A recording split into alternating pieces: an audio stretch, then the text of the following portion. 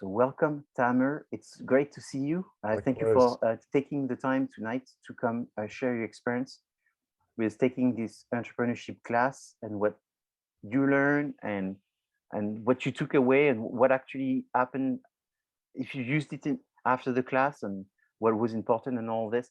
It's this very personal experience that I think is what would help the students because they are one step before you, going through the process of learning. And I think it makes a big impact if they get to hear from someone that went through the whole process.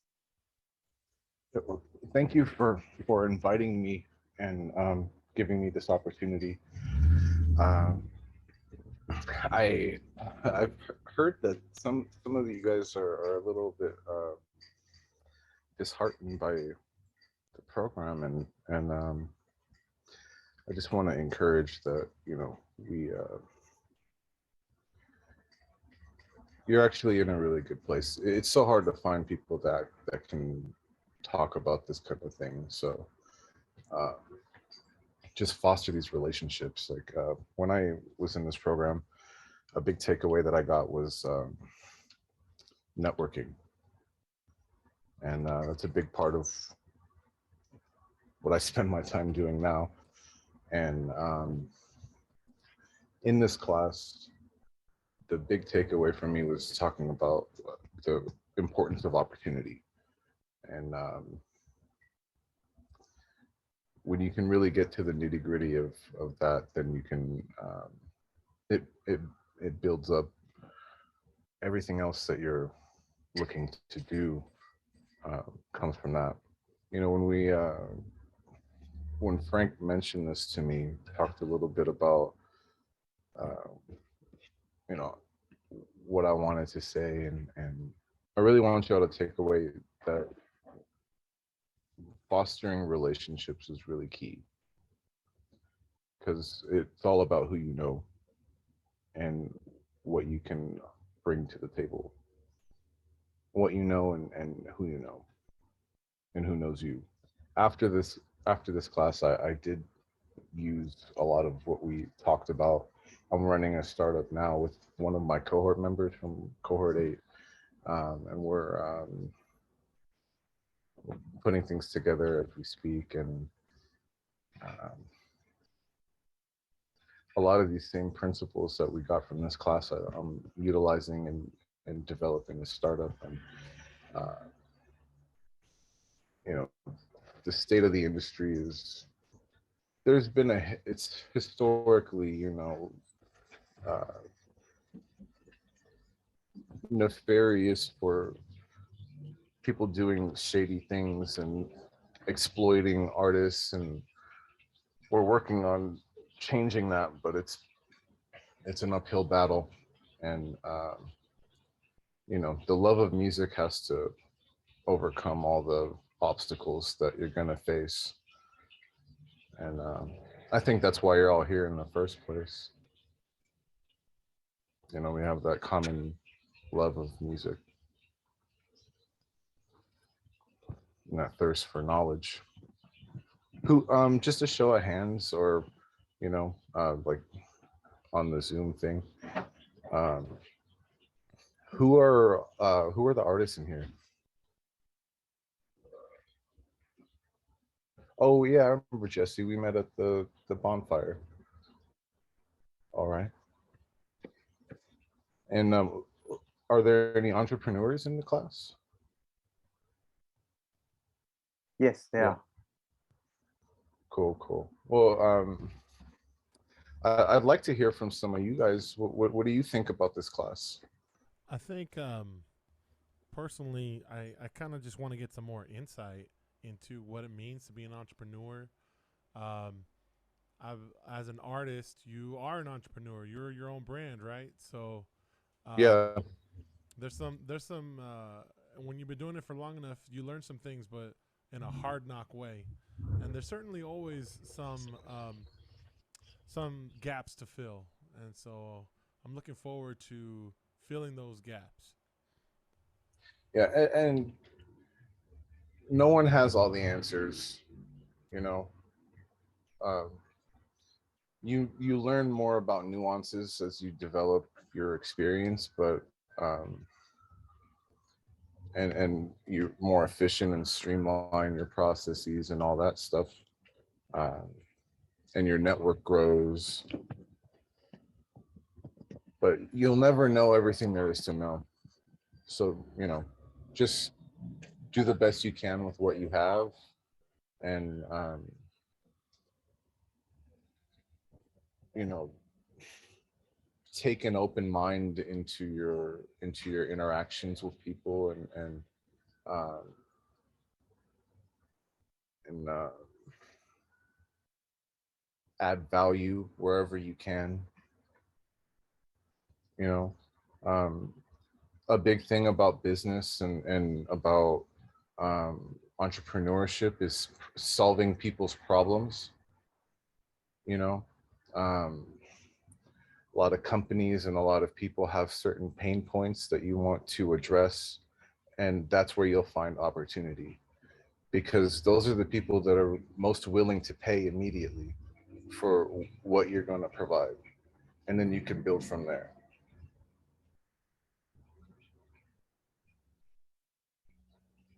Actually, if it's okay, I was wondering if I could chime in real quick. Sure. Of course. Hey, Tamer. Hello. So you had mentioned that networking is a big thing, and I know that that concept has been pushed onto us since we started.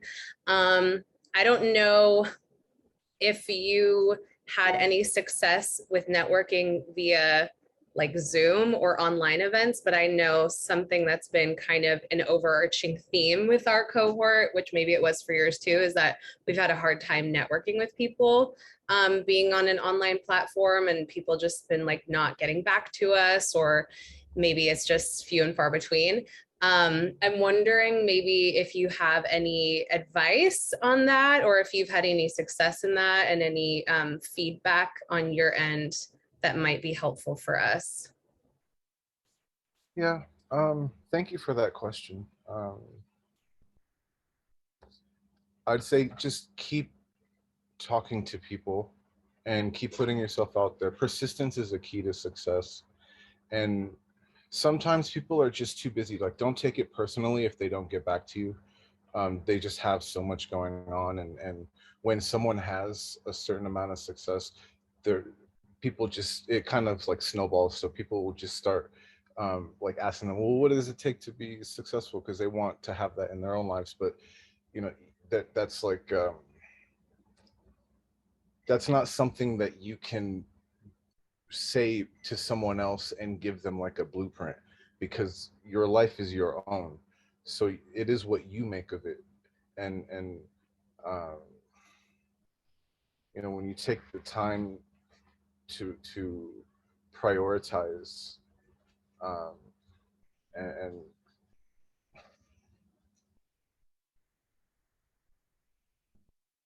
a big part of networking is giving them value, and giving them something that they can work with, because it's, you can't just go and ask them for something, because people will just come to you and ask for stuff, and it doesn't add value to your world.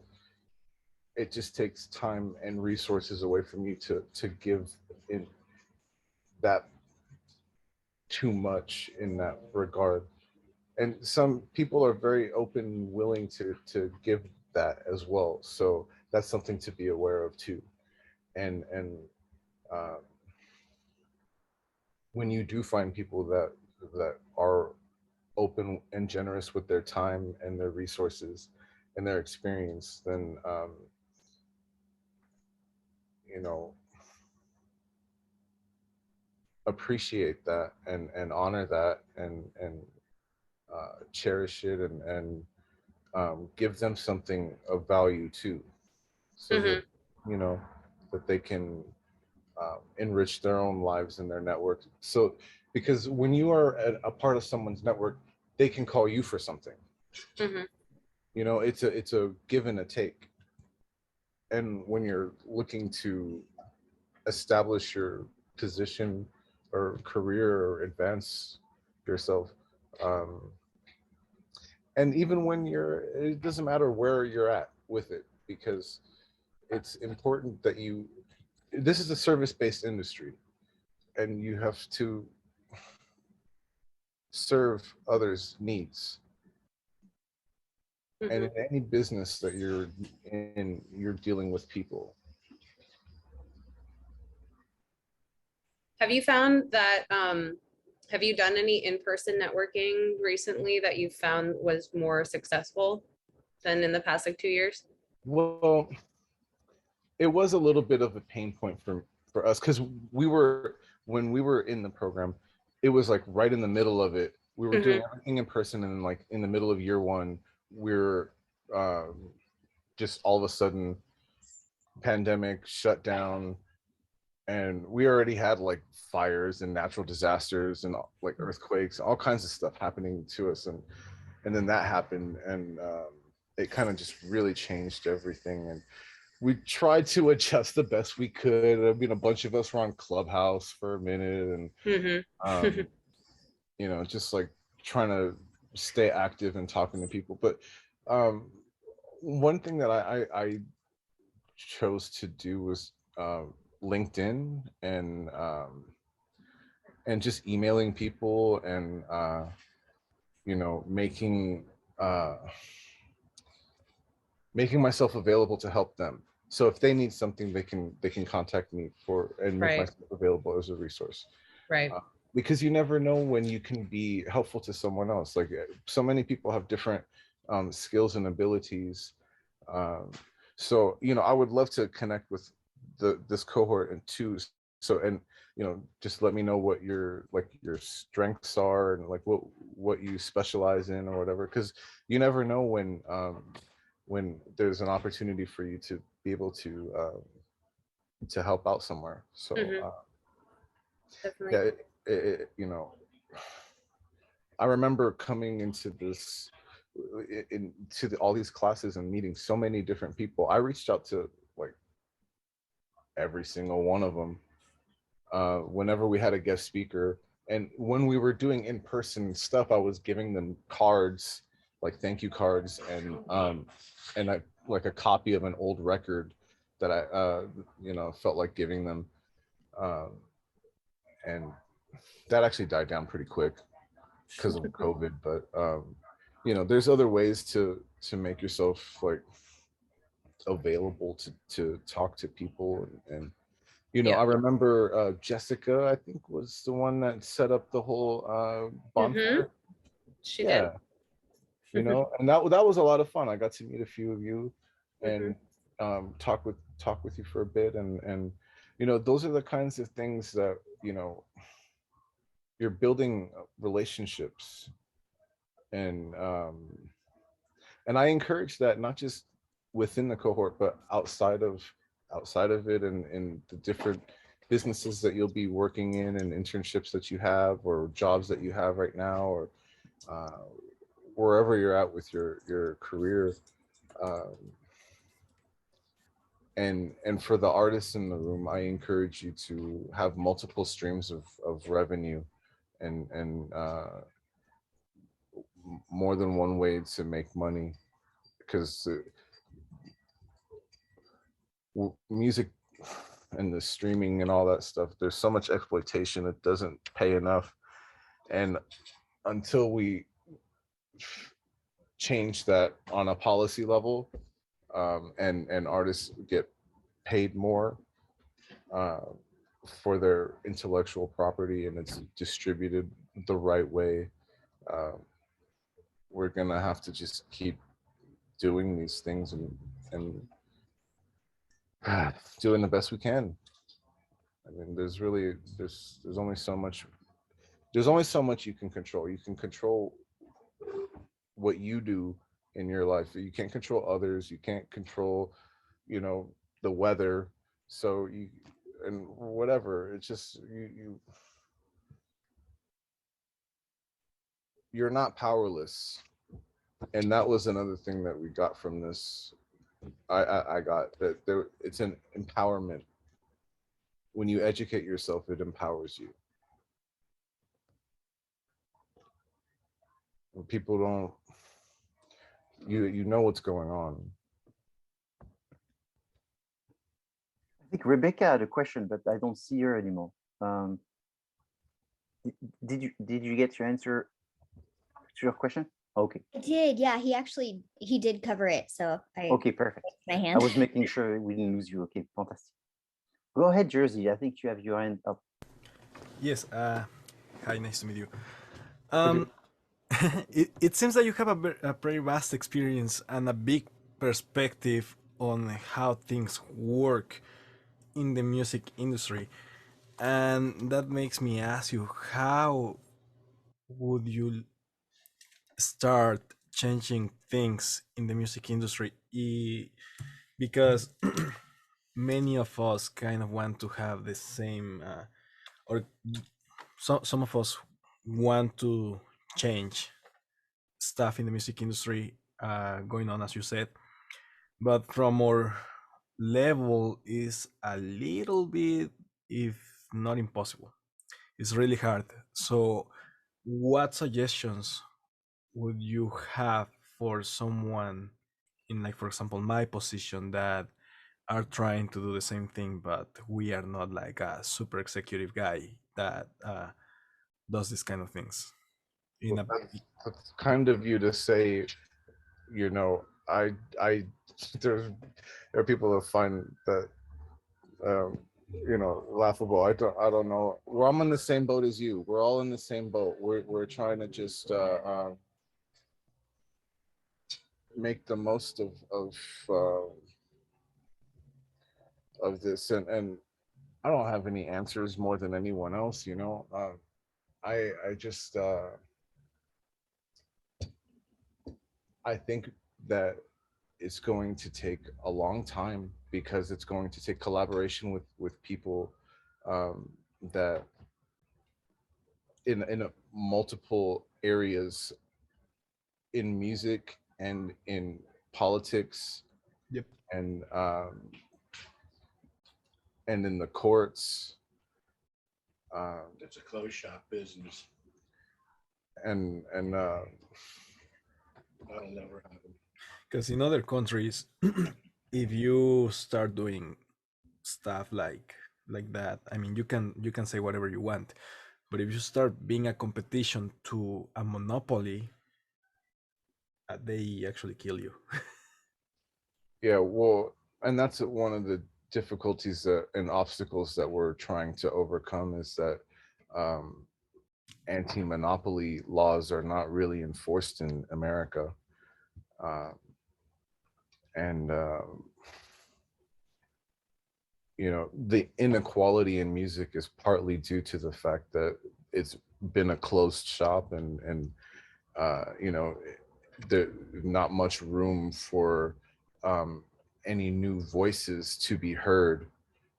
And that whole old school mentality of There's no changing it from I hear.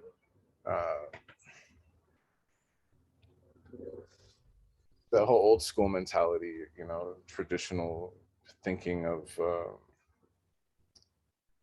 how corrupt things have been. You know, it doesn't always have to be that way. But it's going to be. And you know, my roommate is chiming in here saying, you know, because he's been around for decades, and he, you know, he's got that old school, he knows. And you know, some people are really cynical and think it's never going to change. You know, it's like that's the way it is. It's the way it's always going to be. Who knows? All we can do is fight the good fight, right?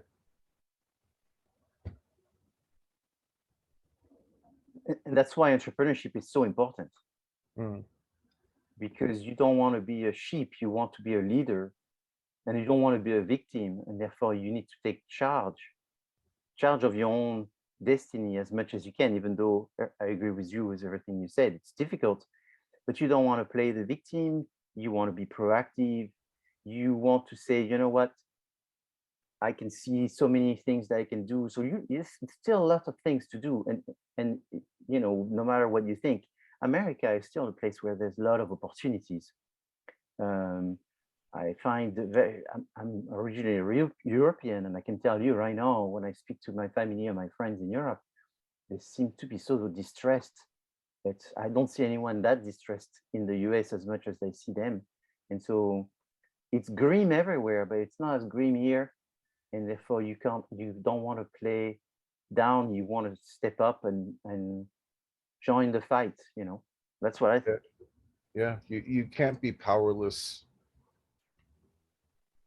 Nothing will change if you take that mentality into it.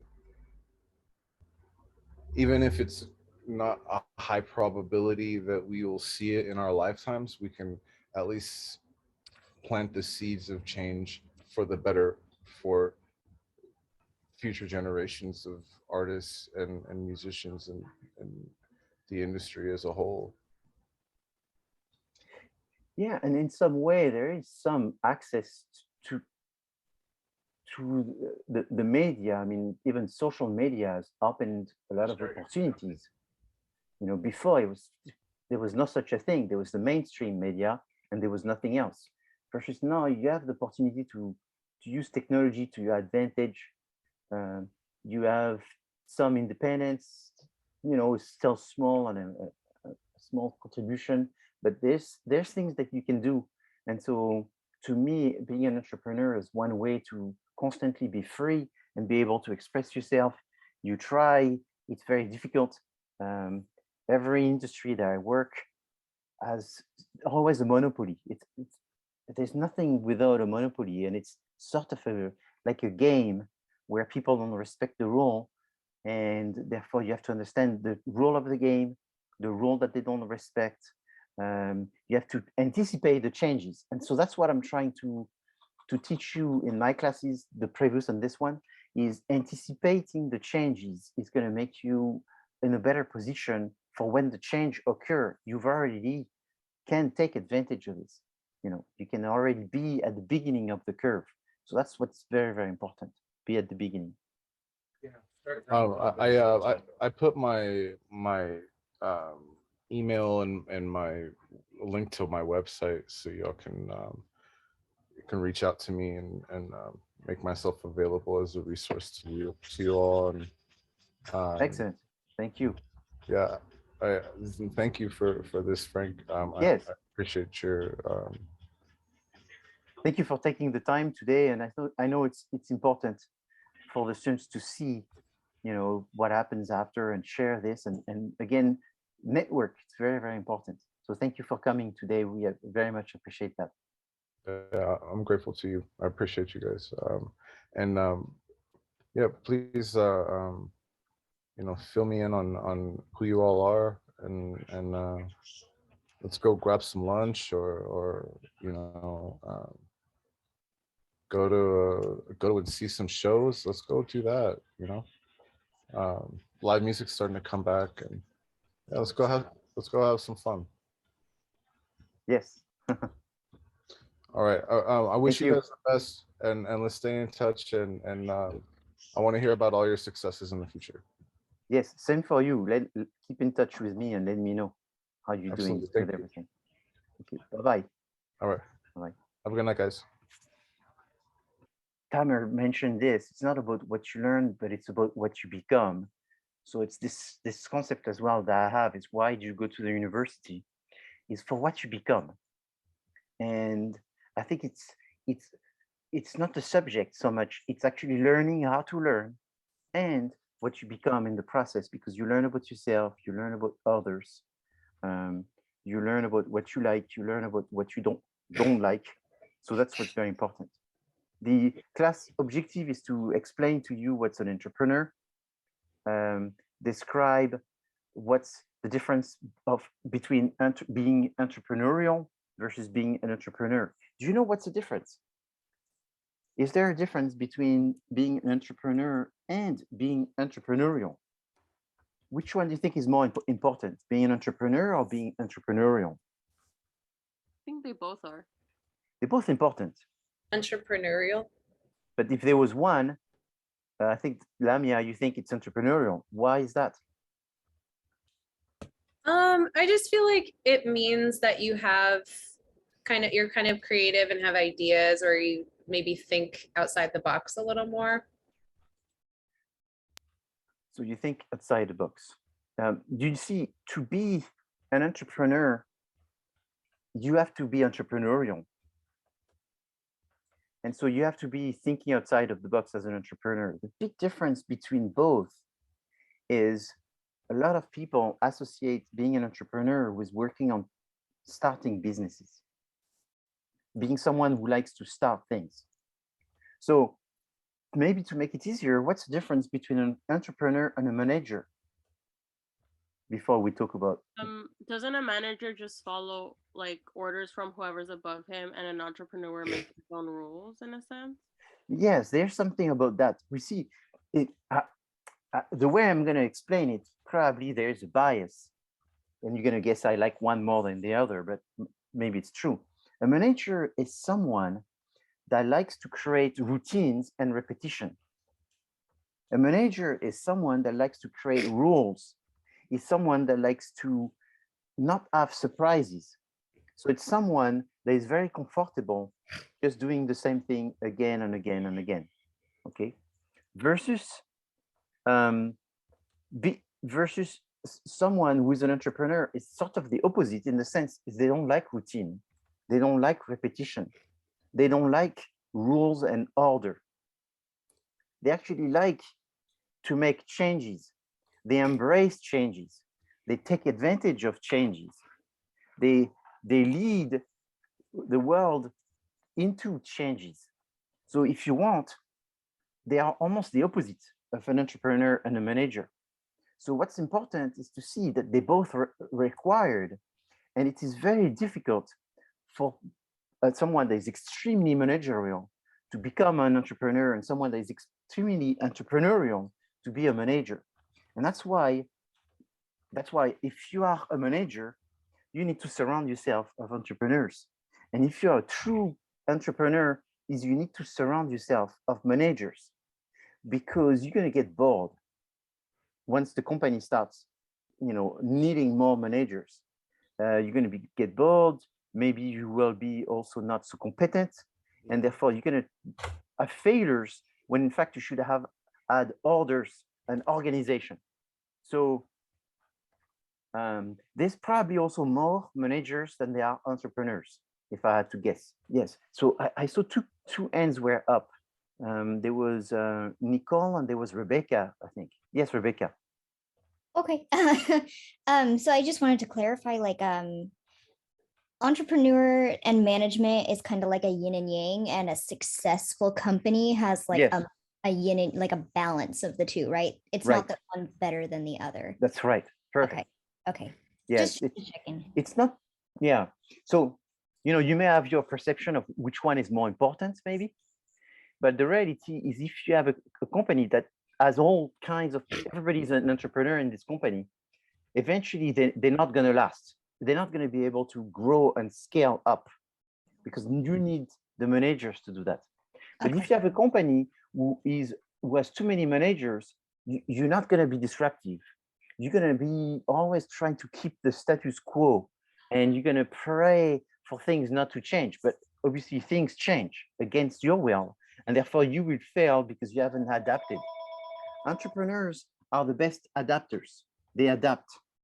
They in fact they embrace chaos. They embrace it, because for them it's not real chaos. It's a jungle of changes that allows them to seize those changes.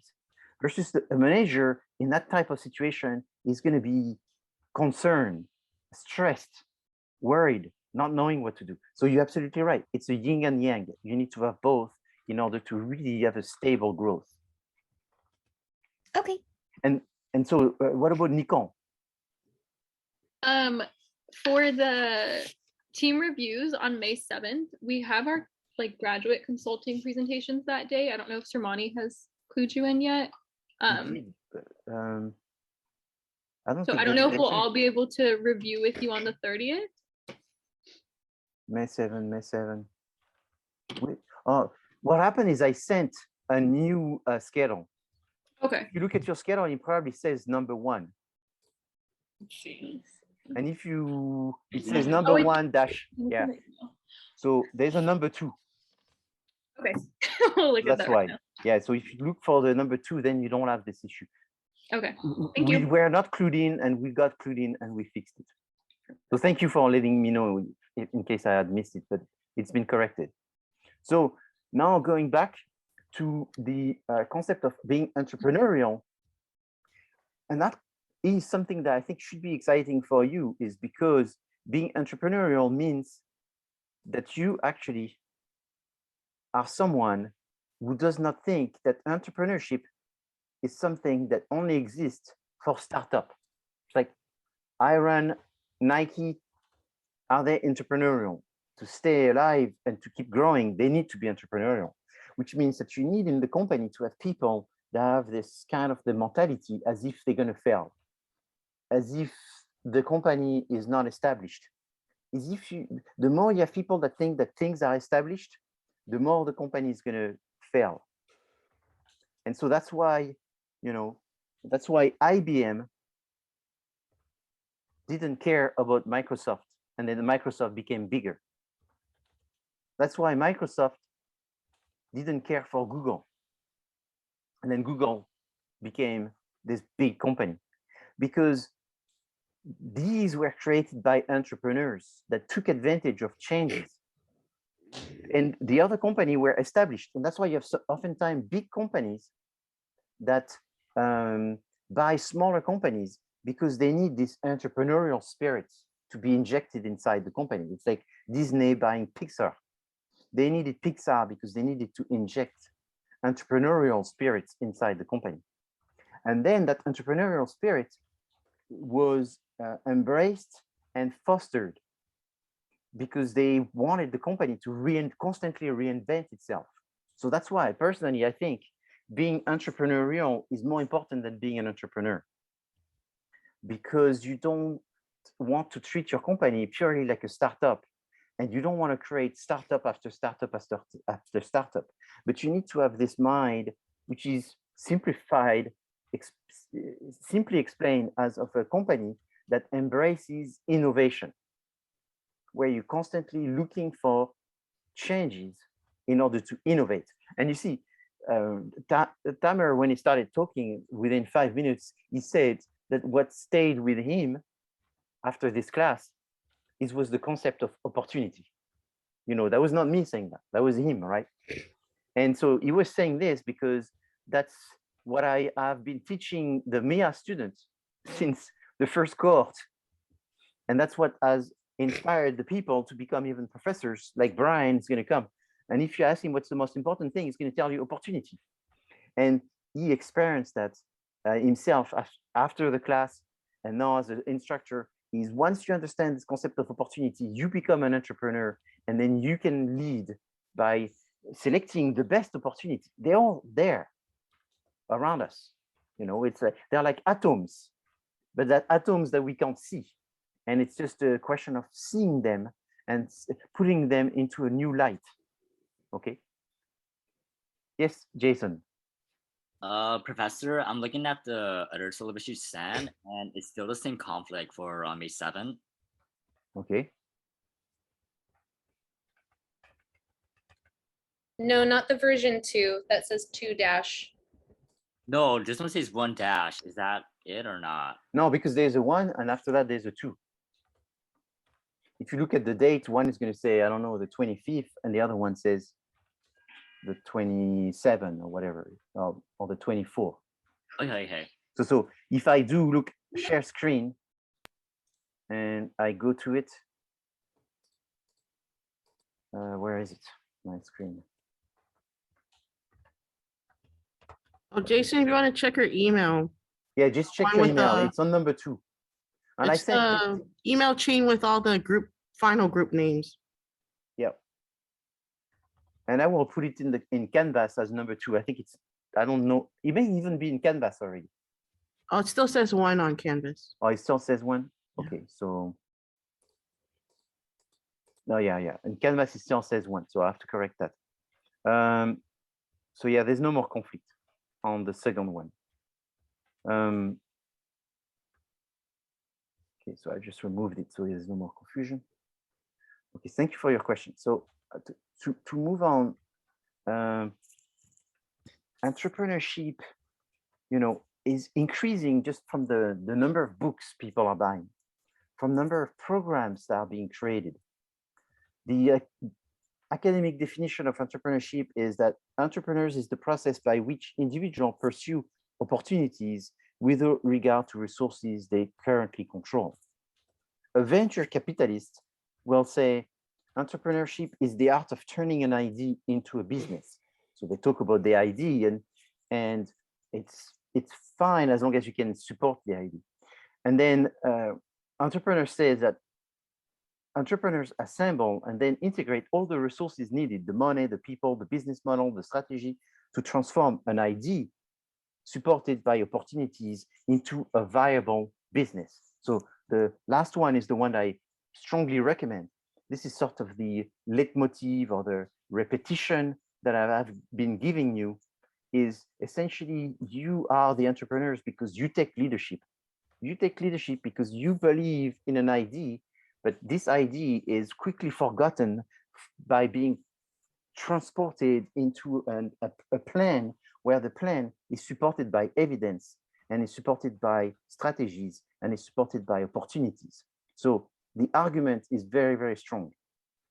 Corporate entrepreneurship exists, but it's supported by the concept of being entrepreneurial. So that's what I just discussed before. Being entrepreneurial is more important, meaning that you can be entrepreneurial when you work for Microsoft. You can be entrepreneurial when you work for Visa. Visa should have invented PayPal, right? And Facebook should have invented TikTok. Yet they didn't, because they missed on the entrepreneurial vision. So that's why a lot of people are saying that the metaverse is not going to be created by Facebook, because the metaverse has to be created by people who are entrepreneurial. And people are writing about Facebook saying that it's a company which is not entrepreneurial anymore. Entrepreneurs are proactive, innovative, and they take risk. Conservative firms, they wait and see, they are less innovative, and they are afraid of risks. So people want to be entrepreneurs because for some good reasons, some bad reasons. Sometimes it's good and bad to want to become your boss, because some people want to be their boss because they want to take vacation when they want to. Maybe you want to be an entrepreneur because you have ideas and you're tired of doing what other people want you to do. And also you maybe want to become an entrepreneur because that's one way to have a greater financial reward. If you work for a company as an employee, you have a salary, and as a salary, you sort of lose money, mostly now. What do you mean? Well, if you make $100,000, 10 years ago, you make $100,000, now maybe your salary is $120,000. But the problem is with the inflation in the past 10 years, the inflation has been 40%, and therefore 40% inflation, your salary didn't increase by 40%. So it's as if things stayed the same, but instead of making 100,000, you're making 80,000.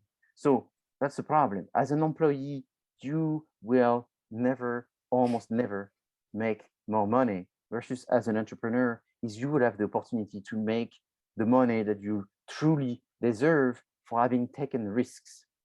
So that's why the society in general should encourage entrepreneurship and should encourage people to become entrepreneurs. So now I want to go into the explanation of who are entrepreneurs and the fact that they have a lot of different qualities.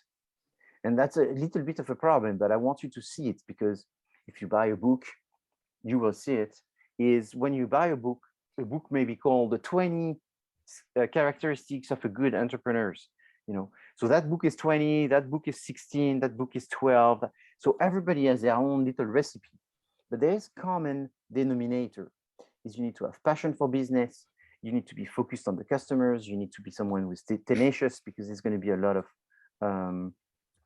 of failures, and you need to have some kind of execution intelligence. So execution intelligence is understanding how to make things simpler, simplify processes, understanding what people are gaining, who is gaining what, and how to decide who do you take off the equation, who do you remove from the equation, and who do you keep in the equation, and how you incentivize businesses and your employees. You see, incentivizing your employees is something that's very important,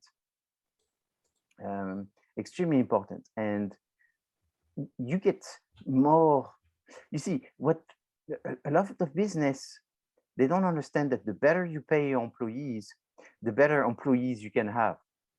They think that the better you pay your employees, the more money you're going to lose in not paying them less.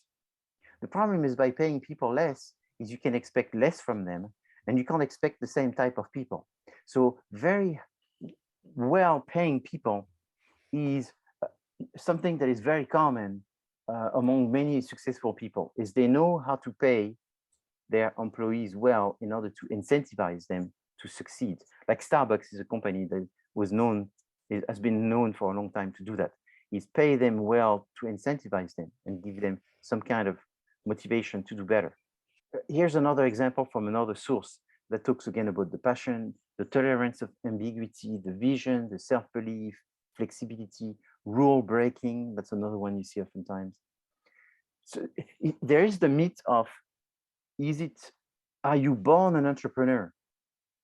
Well, it's true that you may be born with a set of skills that puts you in a better position to be a better entrepreneur. But what's also very true is there's so many skills that are described as the skills of the perfect entrepreneurs that there's very few people that have all of their skills. So let's say if you're shy, can you be an entrepreneur? You can be an entrepreneur, but you have to, what's wrong is to be shy and not know that you're shy and then become an entrepreneur. Then it becomes very difficult. It is okay to be an entrepreneur and know that you're shy and sort of compensate by surrounding yourself with people that you know are not shy and will take the specific portion that you're not very good at. So you can, anyone and everyone can be an entrepreneur, but what matters is to know your strengths and your weaknesses in order to adjust and surround yourself of the good people. So taking risk is, the problem is, and that's what Tamer was alluding to, is he said, you cannot control everything, you cannot know everything. And that's such an important issue with entrepreneurship. The number of people that I meet that says, oh, I want to become an entrepreneur, I want to also start my own business, but I can't. And then I say, why you cannot? I can't because I don't have enough money. People that say they don't have enough money, that's not a reason not to be an entrepreneur. In fact, that is one of the pet peeve of one of the most famous entrepreneurs in the USA as a speaker. His name is Gary Vee. Gary Vee is very famous. And one of the things that he says all the time is he says people give up easily by saying that they don't have time, they don't have money, and therefore they dream to be an entrepreneur, but because they don't have any money, they cannot be an entrepreneur. That should not be the reason why you cannot be an entrepreneur. An entrepreneur is someone that has ideas and someone that has this passion, this understanding of the market, this way of disrupting, of creating value. And therefore, they can also find someone who does not have those skills on those ideas, and they have the money. So not having the money is not a good reason. Not having time is also not a good reason. What usually this gets you to become is a procrastinator that keeps postponing to some other time. Oh, when I get older, oh, after I got married, oh, after I have this, oh, after. So they put some stepstone for becoming an entrepreneur that postpone the time that they will confront themselves to the reality of having nobody telling them to do anything. Because that's the problem. When you're an entrepreneur, nobody tells you to do anything. And another thing that is also very common is most of the people tell you no, or they don't know to everything that you want to do. Why is it that you get a lot of negative from people? Why do you think entrepreneurs get a lot of negative from people? Why? Jealousy? It could be, but that's a very small case of the reason why. What's the biggest reason? Money? No. So what do entrepreneur, when you meet an entrepreneur, what do they tell you? Their idea and vision? Yes, exactly. You know, I go back to 7. What was 7 telling me? He was telling me his idea and vision. What was my response? I mean, someone that was telling me about metaverse concert in 2016. What do you tell? They're crazy. You think they're crazy? You think they're crazy? You tell them good luck, but I don't think so. Don't expect any help from me. You're crazy. I don't think so. This is never gonna happen. You cuckoo. I mean, that's what you get as an entrepreneur. So it takes a lot of energy to resist, a lot of resilience, a lot of tolerance to negativity, because everyone is going to say no and be very negative about what you're trying to do. So then you go, wow. So I felt that's great, because all my life I got so much negative from people. So I must be a born entrepreneur. So there's a fine line. There's a fine line between getting a lot of negative from people because you are actually crazy for real, and getting a lot of negative from people because people do not have the vision. People just don't have the vision. I have this video that comes right at the right time here that I want to show you.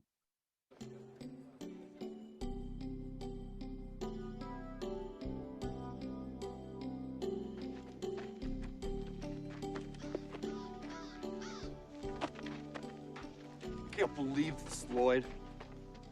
First Mary dumps us, then the cops take our nest egg, then our hog breaks down. Yeah! When are we ever gonna catch a break?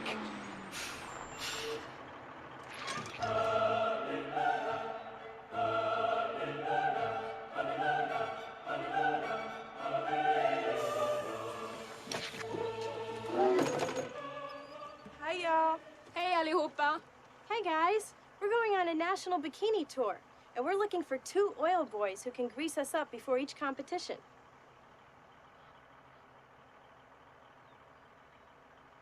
You are in luck. There's a town about 3 miles that way. I'm sure you'll find a couple guys there. Okay, thanks. Bye. Hey, doll.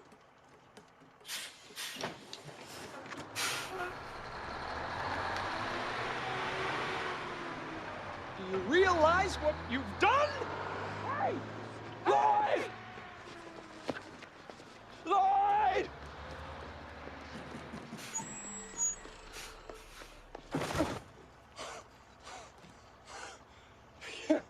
You'll have to excuse my friend.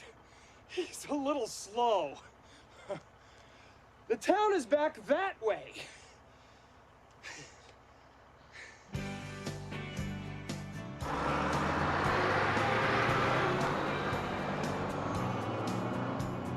Wow. 2 lucky guys are gonna be driving around with those girls for the next couple of months. Yeah. Don't worry, we'll catch our break too. Just gotta keep our eyes open. Yeah. You're it. You're it. You're it, Quincy's. You're it. Annie Quincy's double stamp. You're it. Anthony Quincy's triple stamp. No races. So I don't know if you see the analogy I was making with being an entrepreneur. Maybe you don't, but to me, I see this a lot of time. People are given opportunity and they just don't see it. So for example, I run the Wells Fargo Center, and we have an annual event, which is a Shark Tank fast pitch competition. And every year I ask my students, hey, who wants to participate? I have 200 students. I ask 200 students who wants to participate to the Wells Fargo fast pitch competition. And I tell them that all you have to do is first give me your name and you'll be a finalist, because that's means you enter the final. And I'm going to coach you to learn to speak to investors, which there's no classes at CSUN that teach you how to speak to investors beside this class, because it's sort of what you're going to do. Out of 200 students, I'm lucky if there's 3 that turn around and say, Professor, I want to participate. I'm lucky if I have 3. But if I was to do a survey and I say, hey, who wants to make more than $100,000 a year income? I would get 95% of the people that would say that's what I want to make more. So what happens is we are all, and I'm not, and that's why I say, I'm sorry, I don't want to insult you in particular, but we are all dumb and dumber sometimes.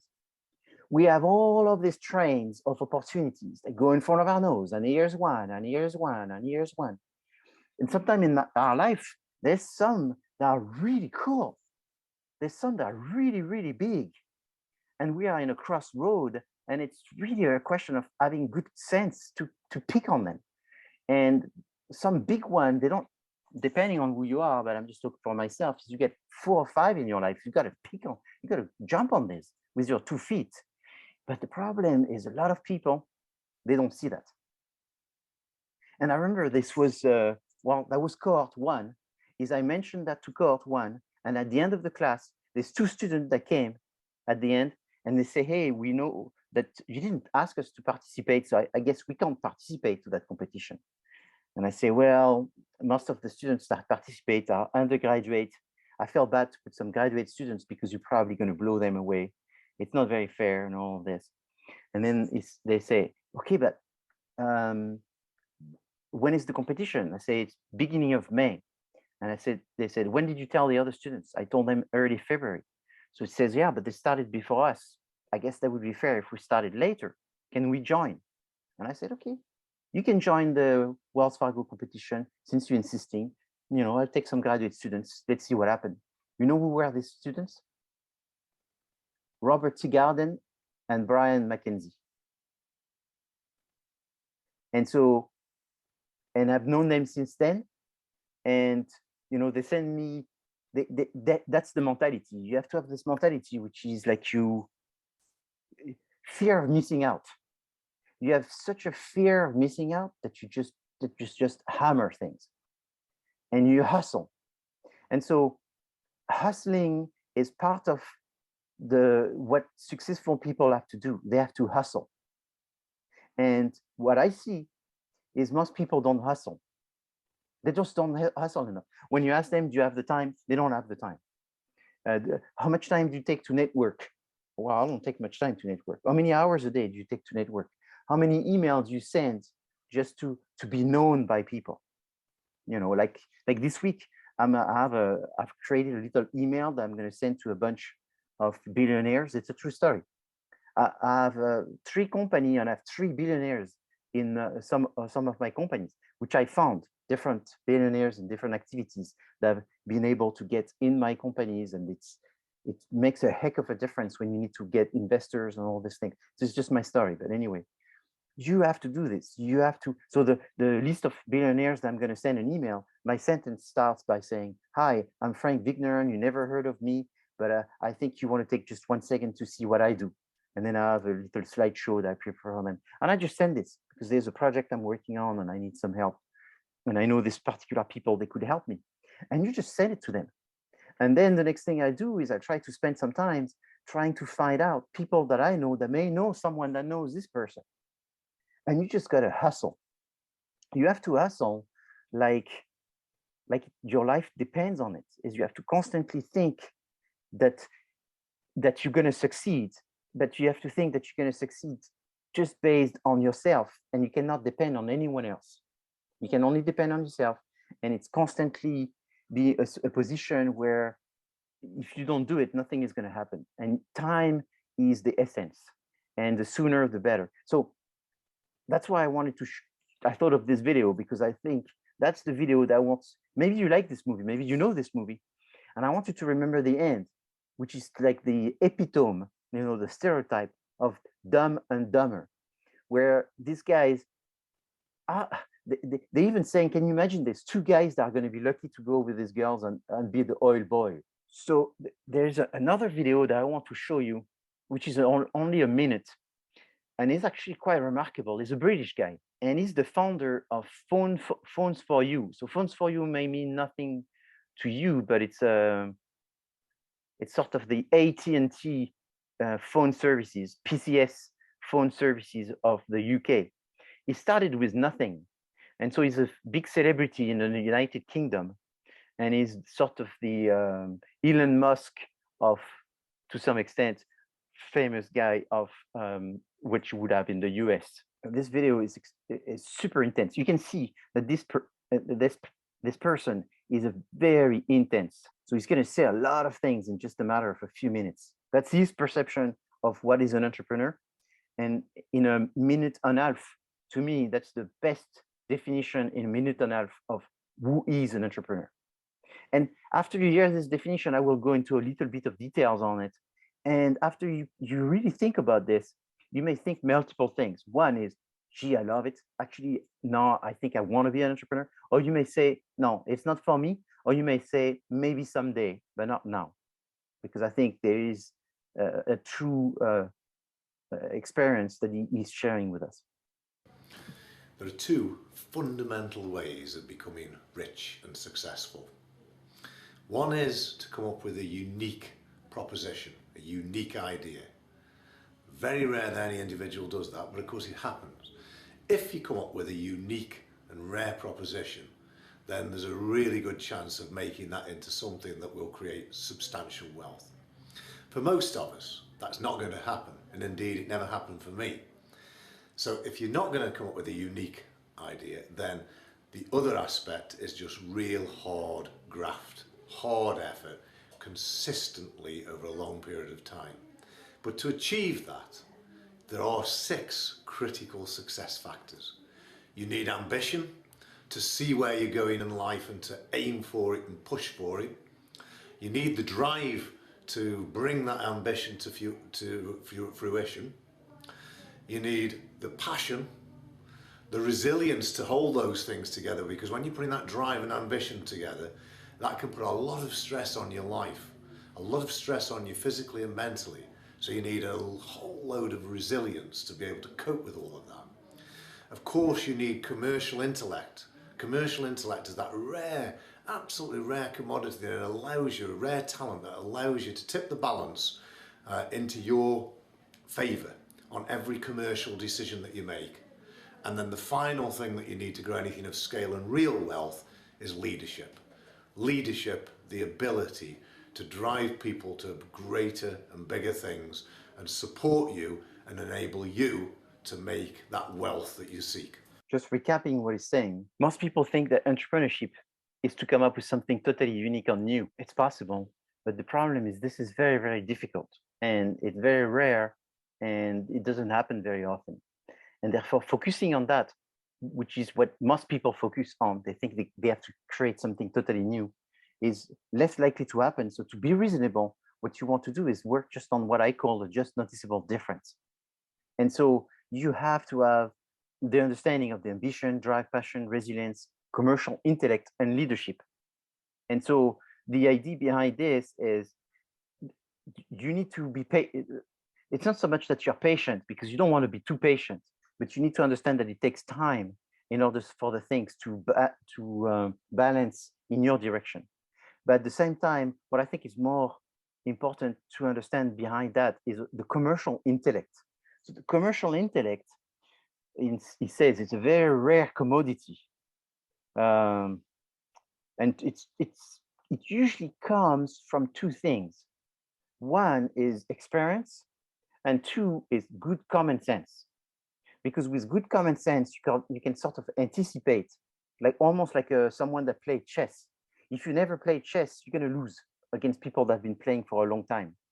And the people that have been playing for a long time, the difference between the people that have played for a long time, it's not so much the time anymore, because they've been all playing for a long time, is how much they can anticipate.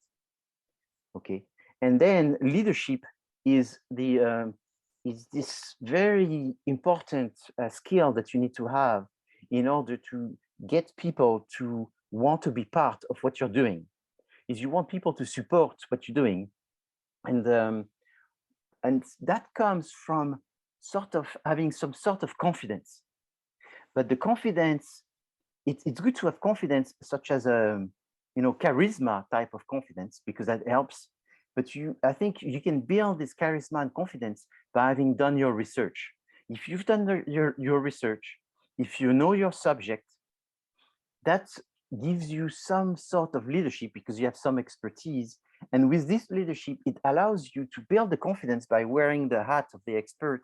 And wearing the hat of the expert is you will inspire the other people because they will feel that they better go with you in order to take advantage of that wave that you're going to create. Okay, so tell me about an entrepreneur skills that you think are important in the art, such as musician, writer, and artist. What would be the skills you think is important in this industry? Creativity. So creativity, yes, that's very important. Why is it important? Because you're in a creative field, so you're going to be judged for your creativity as well. Yes. Yes, you're going to be judged, not, you're not supposed to repeat. You're supposed to surprise people, to have something that is new. So creativity is very important.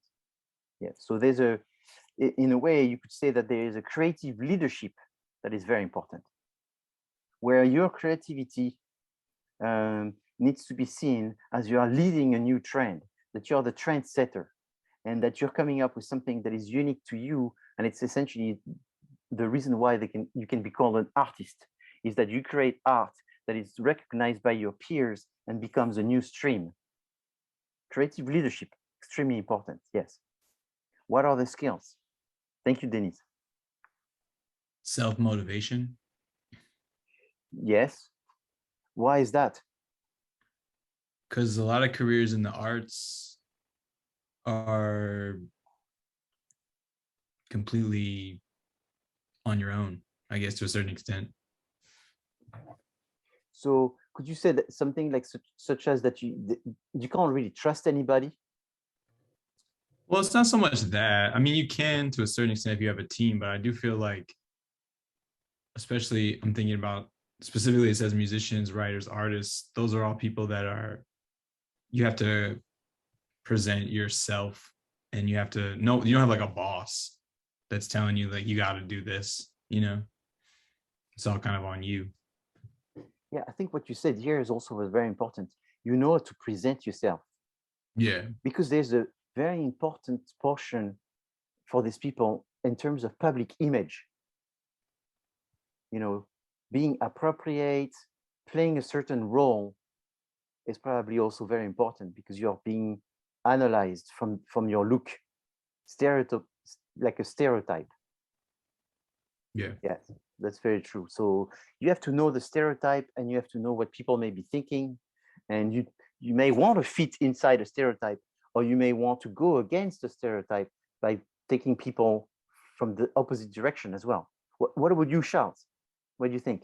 Yeah, what I think is in the entertainment and music industry, specifically of the arts, the ability to not be scared. I don't know what's the word I'm looking for, because it's a lot of people doing what you're doing, so you have to be able to not be afraid because the other person, I'm doing the same thing, they made it before I did. Like you have to know, like to realize everybody's project is their project and your project is your project. So you can't depend on what you see around you to think, oh, you're gonna fail or be successful based on another one that somebody else is.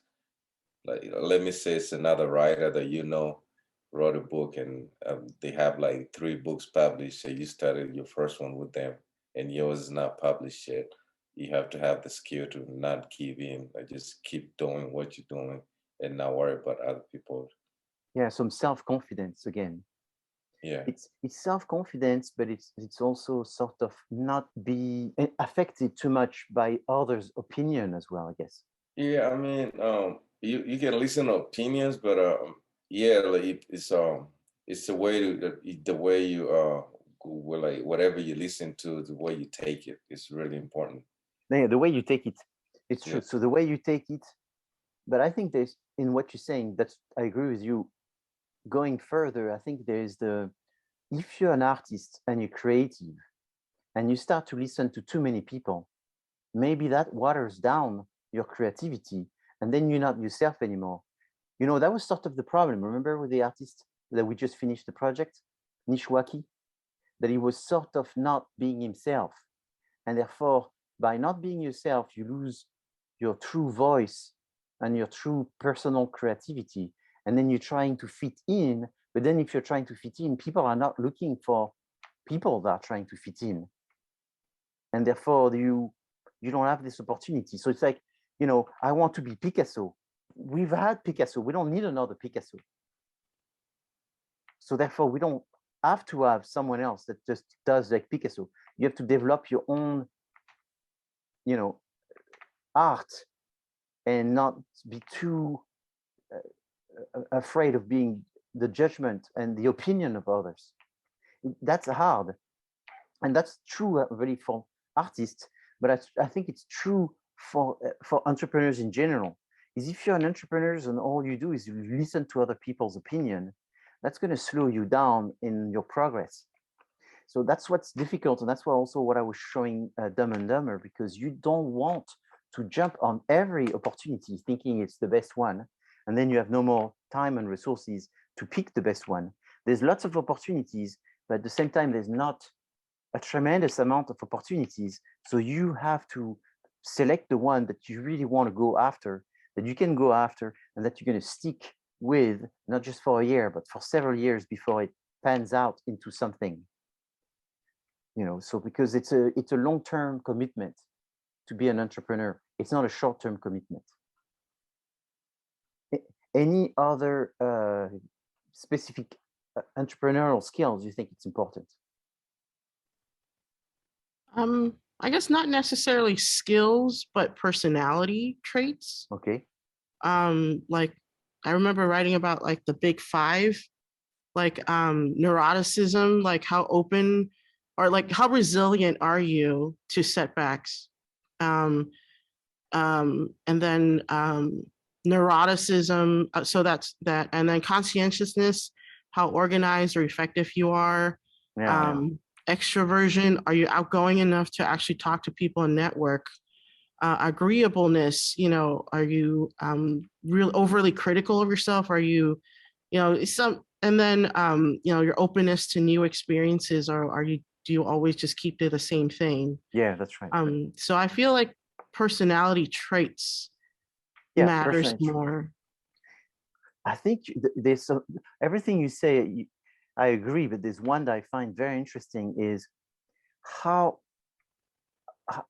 much you take it seriously as well. I think that's very, very important. And I think that goes back to Nishwaki and us talking about it. I think even with you and your team, where you were saying, you know, I deal with a lot of teenagers and is he taking it seriously enough? And actually, yeah, it was you where you told me, oh, I sent him an email to meet with someone very important, and he's not even responding to my email. And that's the number one thing in business is if you have opportunity knocking at the door, you don't answer the day after, you answer right away because they don't come that easy. And I'm sort of laying things down for him and he's not ignoring me, but almost ignoring me.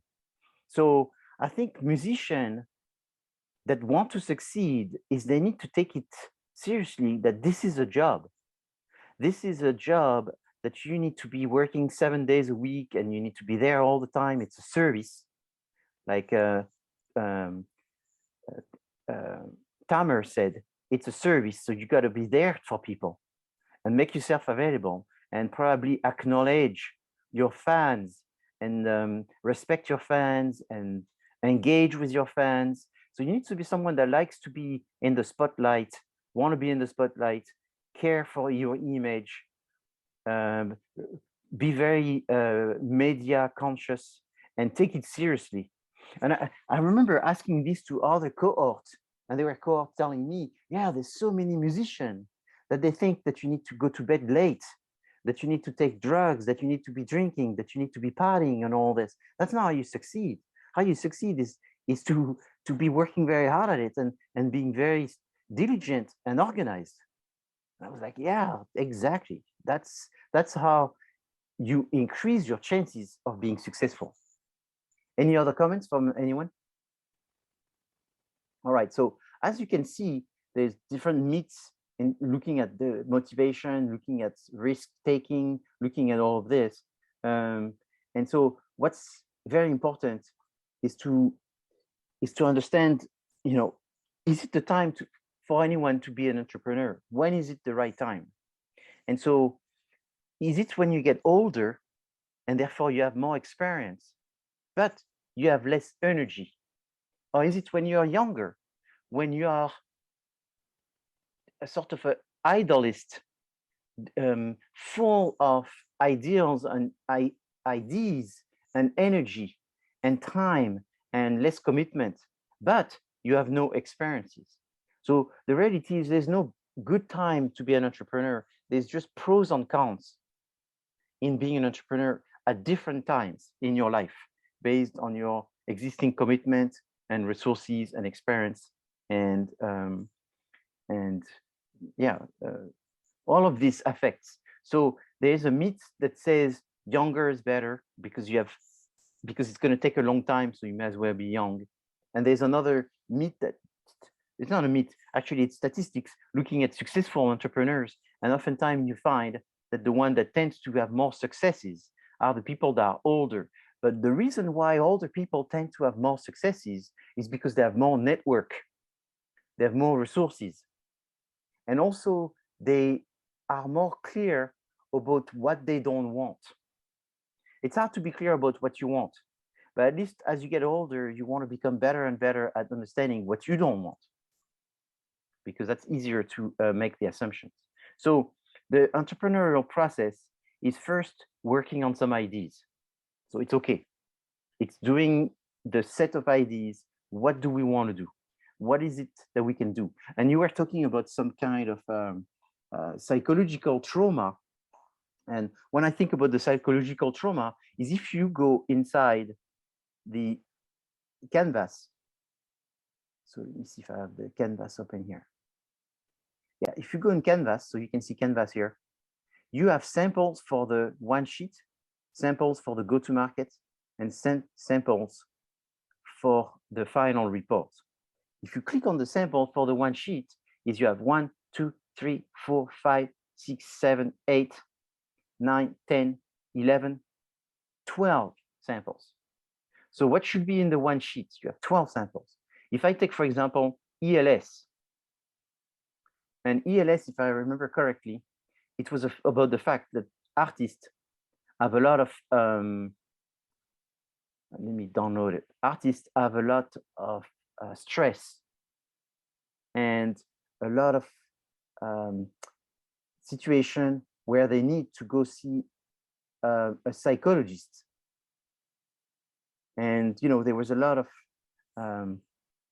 artists that have a hard time dealing with the situation. So the students came up with an idea of creating some kind of health service for artists, entertainment life specialists.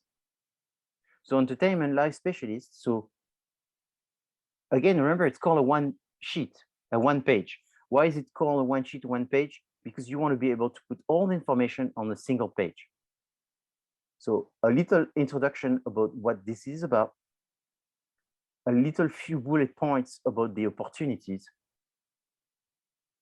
then some numbers of the key players and competitors,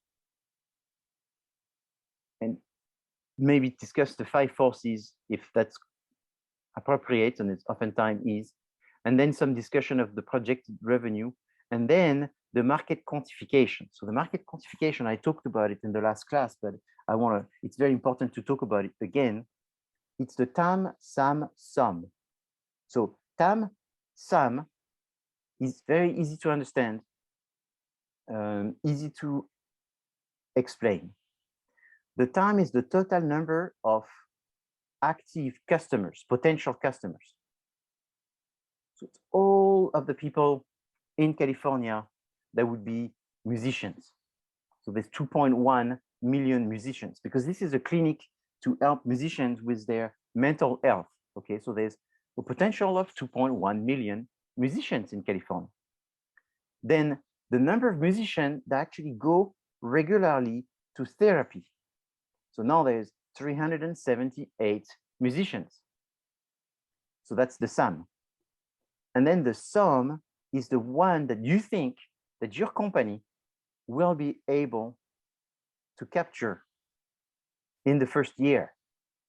How many customers could you capture in the first year? So where do you find the TAM? You find the TAM from looking at databases. Where do you find the SAM? The SAM from databases.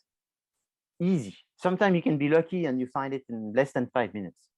The one that you do not find almost never in 5 minutes, never ever, it's the SUM, the serviceable, obtainable market. And that's the one I have the hardest time explaining to students, because you have to make what's called a guess estimation. So a guess estimation is how many do you think realistically, so that's the key word, how many do you think realistically that you will be able to serve?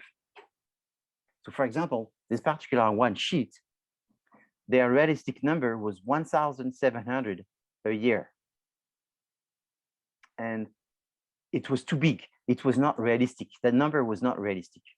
So they've created a clinic that was dealing with artists, and that was a great idea. But then when we told them how many artists, all the artists wants the service. Okay, but you can't serve all the artists. What do we have to do? Is you have to shrink it down to the number that you think you can serve the first year. So first, try to serve the people that really go to a therapist. Okay, and out of this, take a percentage.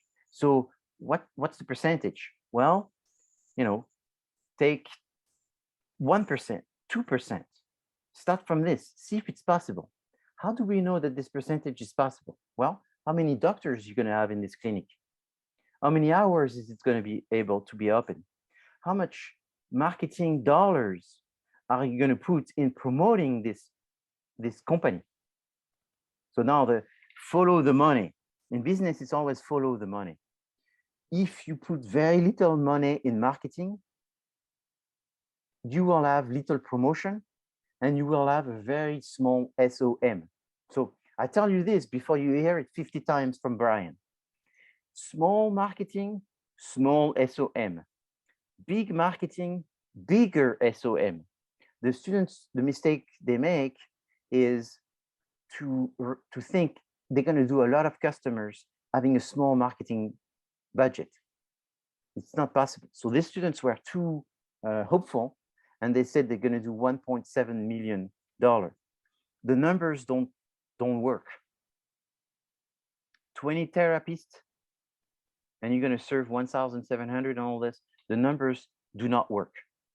So then they revise this in the next, the go-to-market, the next paper that you have to work on after this, where they realized that they could not afford 20 therapists.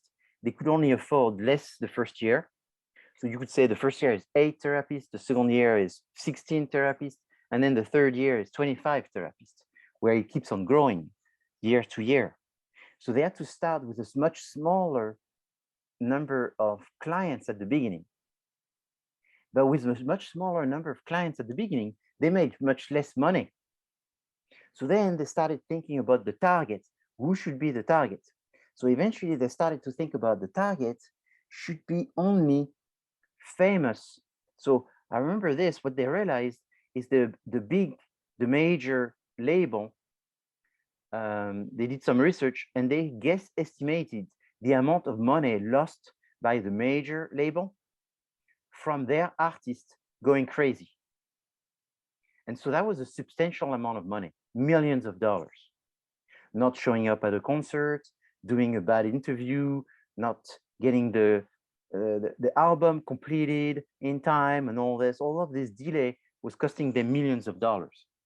This delay could have been reduced, could be reduced by having these artists under the supervision of a very high quality, very personal, very customized follow-up of the artist. And then if you go speak to the artist may not want to get therapy. But when you go speak to the label and they see that they would make more money if they were using these services, then the label are all over it. It's easier to convince the label to have the artist use their mental health services than to convince the artists themselves. So it took a month for the students to figure this path, which was a more realistic path. Because as you go through this process, what you will realize is sometimes you need so many clients in order to make some money that this number of clients, it's going to take several years. And investors, when they want to make money? As soon as possible. Investors do not want to wait for several years to make money, most of the time. I mean, Disneyland takes 20 years to make some money on the resort. They do a resort and they start making money 20 years after. But that's rare. I'm not saying it never happens. It happens. Most of the businesses, people like to make money after 6 months, after 1 year, after a year and a half, not years. And therefore, you have to always think about the business that you want to do as being businesses that have a prompt return on investment. And how do you get a prompt return on investment? How do you get that? There's many things you can do, but there's one thing which is the hush-hush things that nobody talks about. It's not in the books, it's not on the YouTube. So what do you need to have? What's good businesses? Give me an example of a good business. I could give you an example of a bad one that would give you a fast return on investment. You could get more investors, form a little pyramid scheme. Yeah, you do a pyramid scheme. So, but what makes business juicy? I mean, if you remember what I'm going to say now, I feel almost like telling you, you've graduated from the entrepreneurship class. Because essentially, I can teach you a lot of things, but there's really one thing that matters. After all the books, after all the YouTube video, after all the seminar you can go, there's one thing that works. The one thing that works is the profit margin. What do you mean?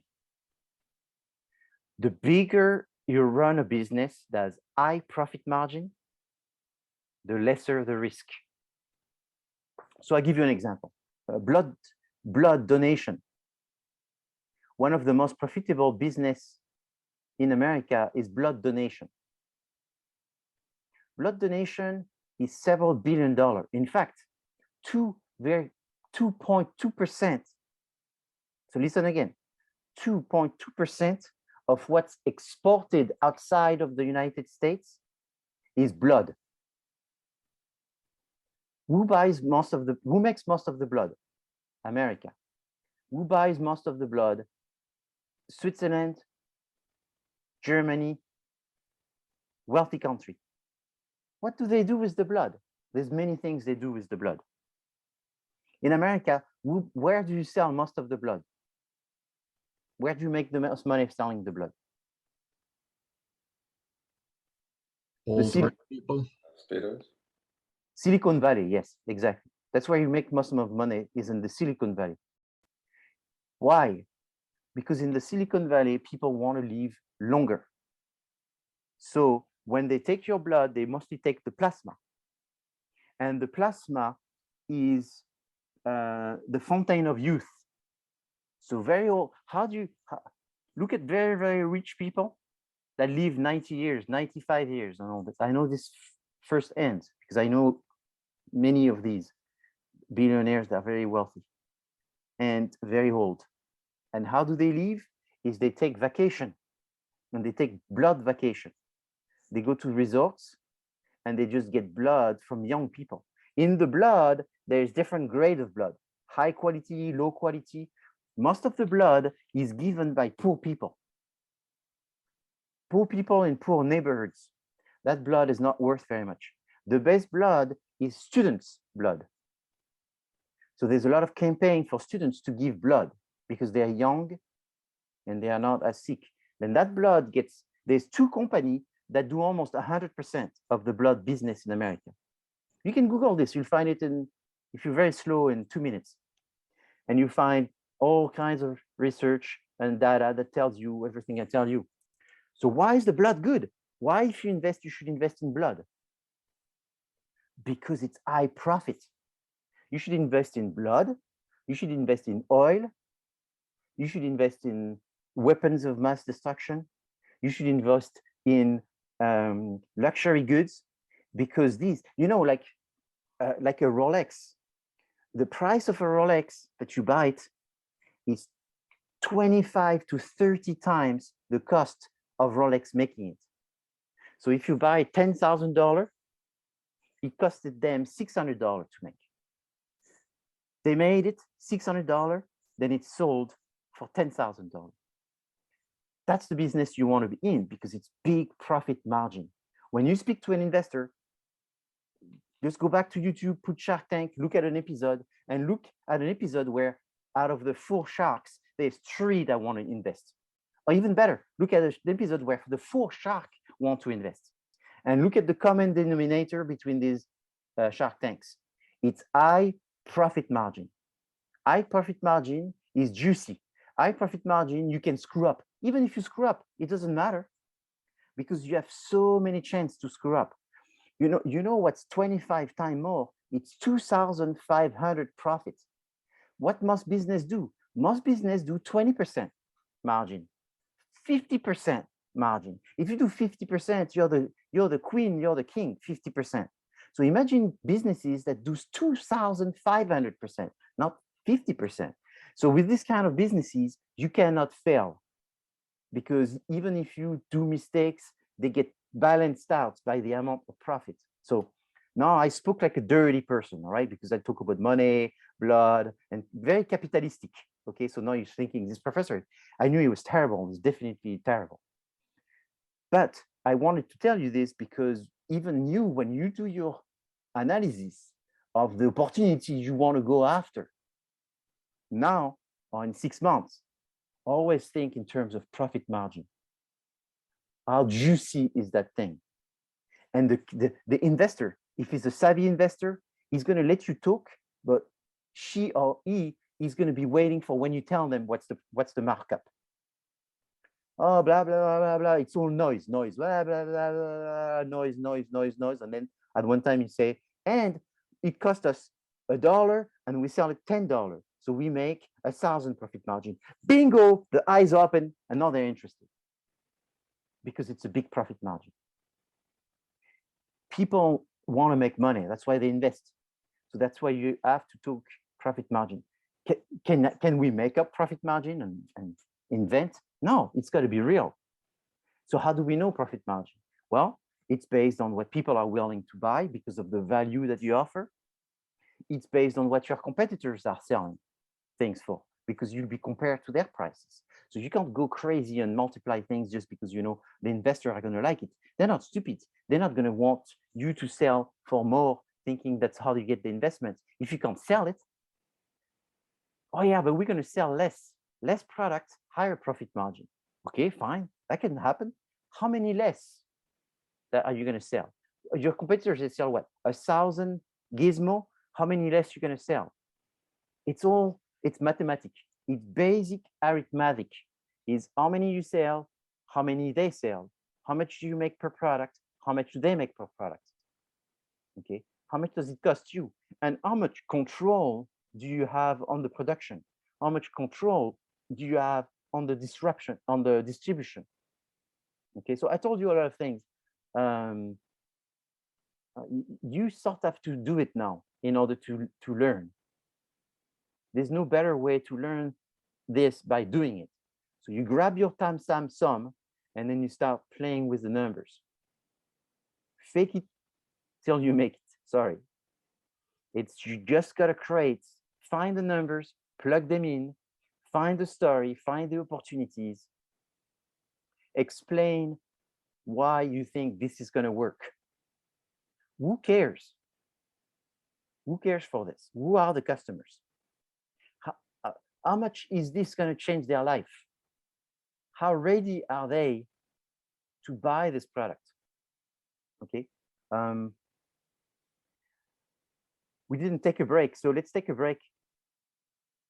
So I see it's 8:43. Let's take a break till 9. Okay. And when you come back at 9, I'll speak a little bit more.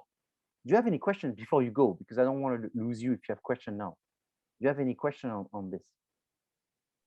You're gonna go way more in depth about profit margin and all this later too, right? Or What do you mean? Is this the only time you're gonna talk about profit margin? Well, the profit margin is the difference between what your cost and the price that you sell.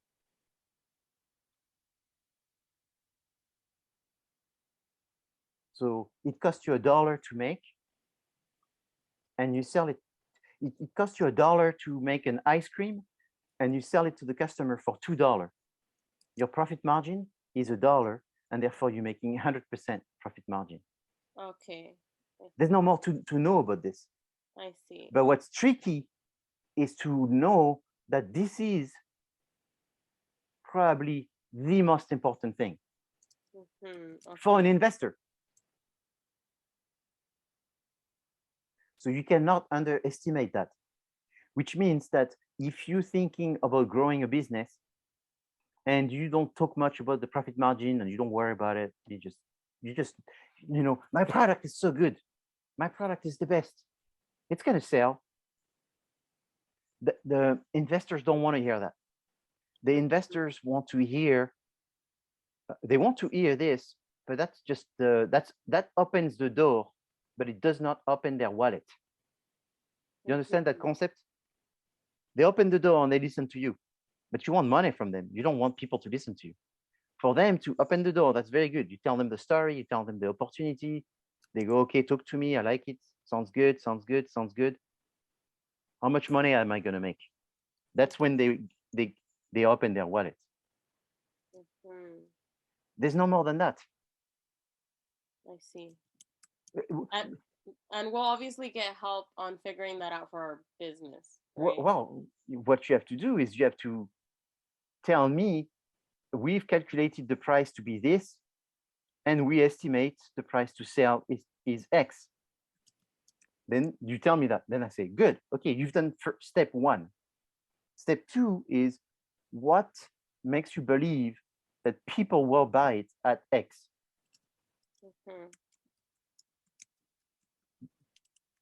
How did you come up with X?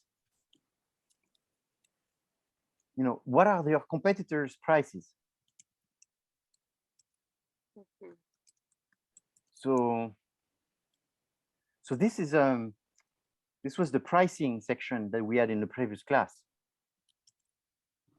So pricing is made by looking at cost plus profit. So you decide that everything is 10%, cost plus margin. So that's the basic one, which is not very good.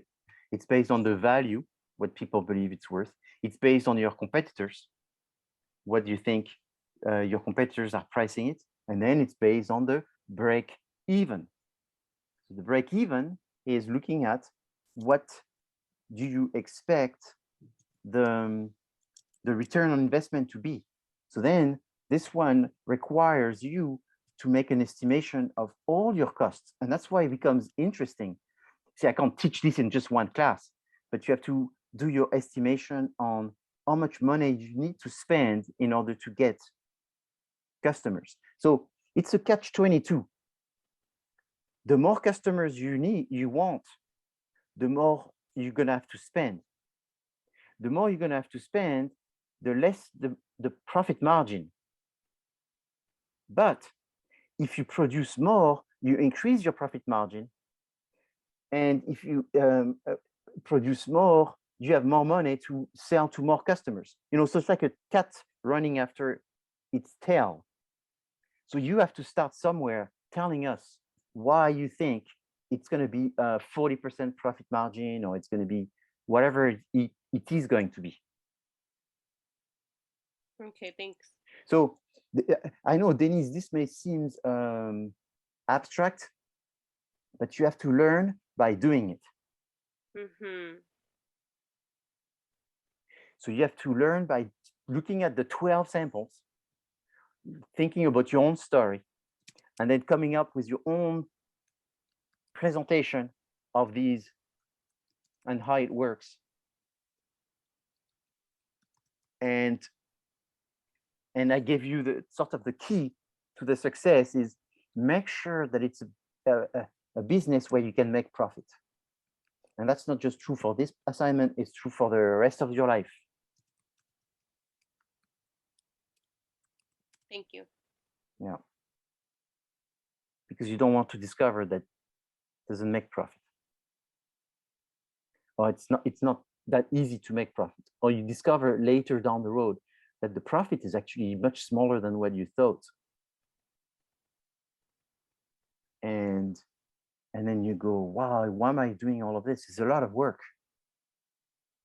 It's for the same amount of work, I could be making more money doing something else. Same effort, doing something else, more money. And then when people start discovering that, then they start discovering sort of an understanding of life. What should I spend my life doing? Where am I better useful? But you don't want to do a job just because of the money that you get from it, because then you'd be sort of miserable.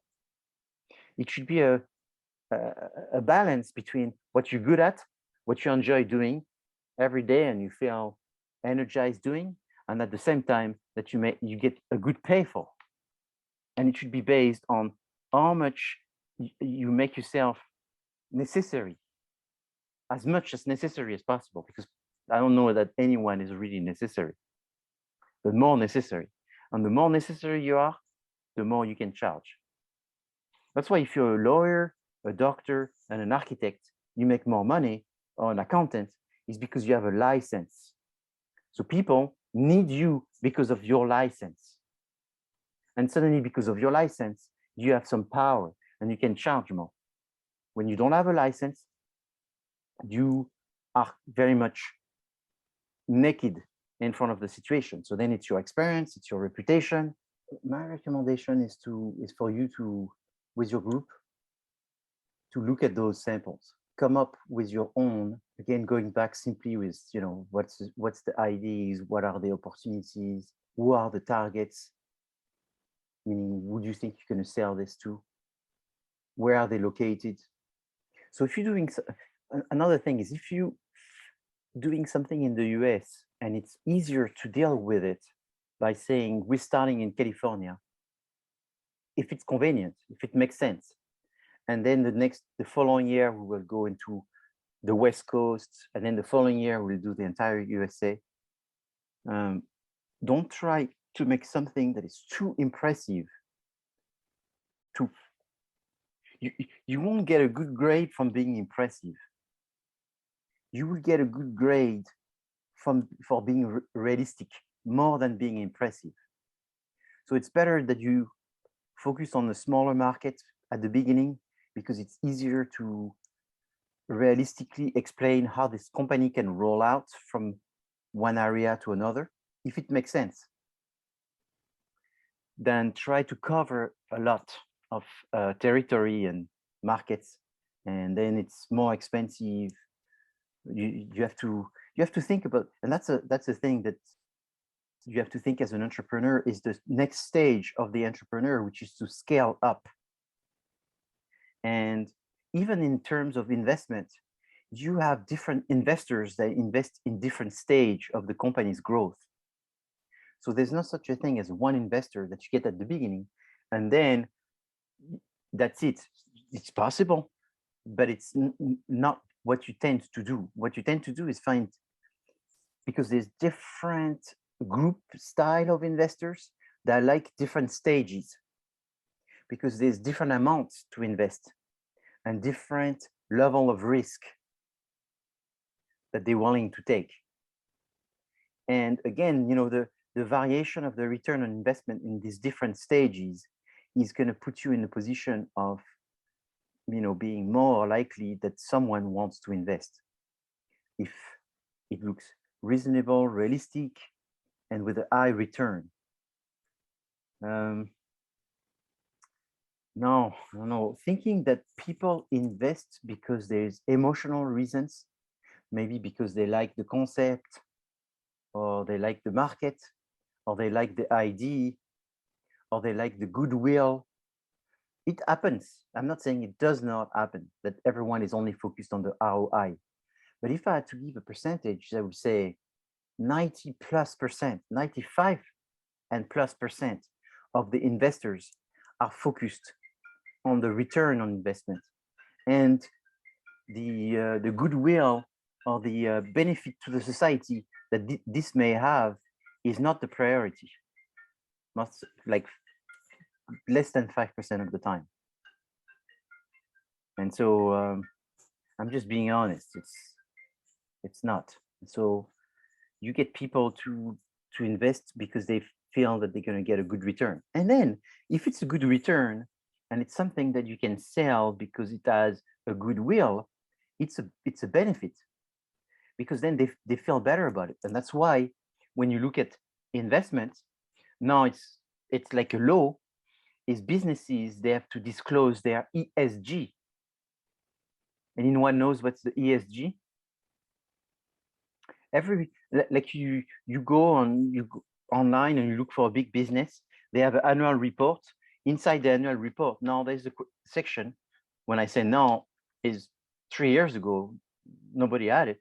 And now 99% of the businesses have it. It's called ESG. So that's why it's important to know. It's 99%. It's economical, social, and cultural impact.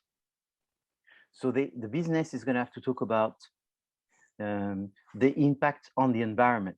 If they pollute, if they recycle, if they have a good footprint, carbon footprint.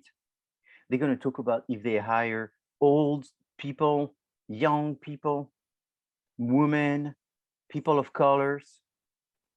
All of this now is part of the package that investor or company that are looking for investors have to produce. There is a school of thought, which I think is wishing well, is that the investors pay attention to that new chapter inside annual reports. But the reality is, because I read research, when they ask the investors, they actually read that page, is nobody read it. But when you ask the investors what they think about the fact that they invested in a company that has good ESG, then the investor says, oh, yeah, I'm very proud of having invested in this company that has a good ESG. It's like, great. But they don't look to invest in companies that have a high rating for ESG. That's the last thing that most of the time, like research shows that they don't even look at it. So is it hypocrite? Is it whatever? I mean, that's a different subject. I don't know. But at least it's something that people have to look, because it's discussed all the time. No. So in your situation, is you really want to paint a good picture of your return, paint a good picture of the opportunities. If we look at another example, which we had in the previous class, which was presented by a group in a previous well,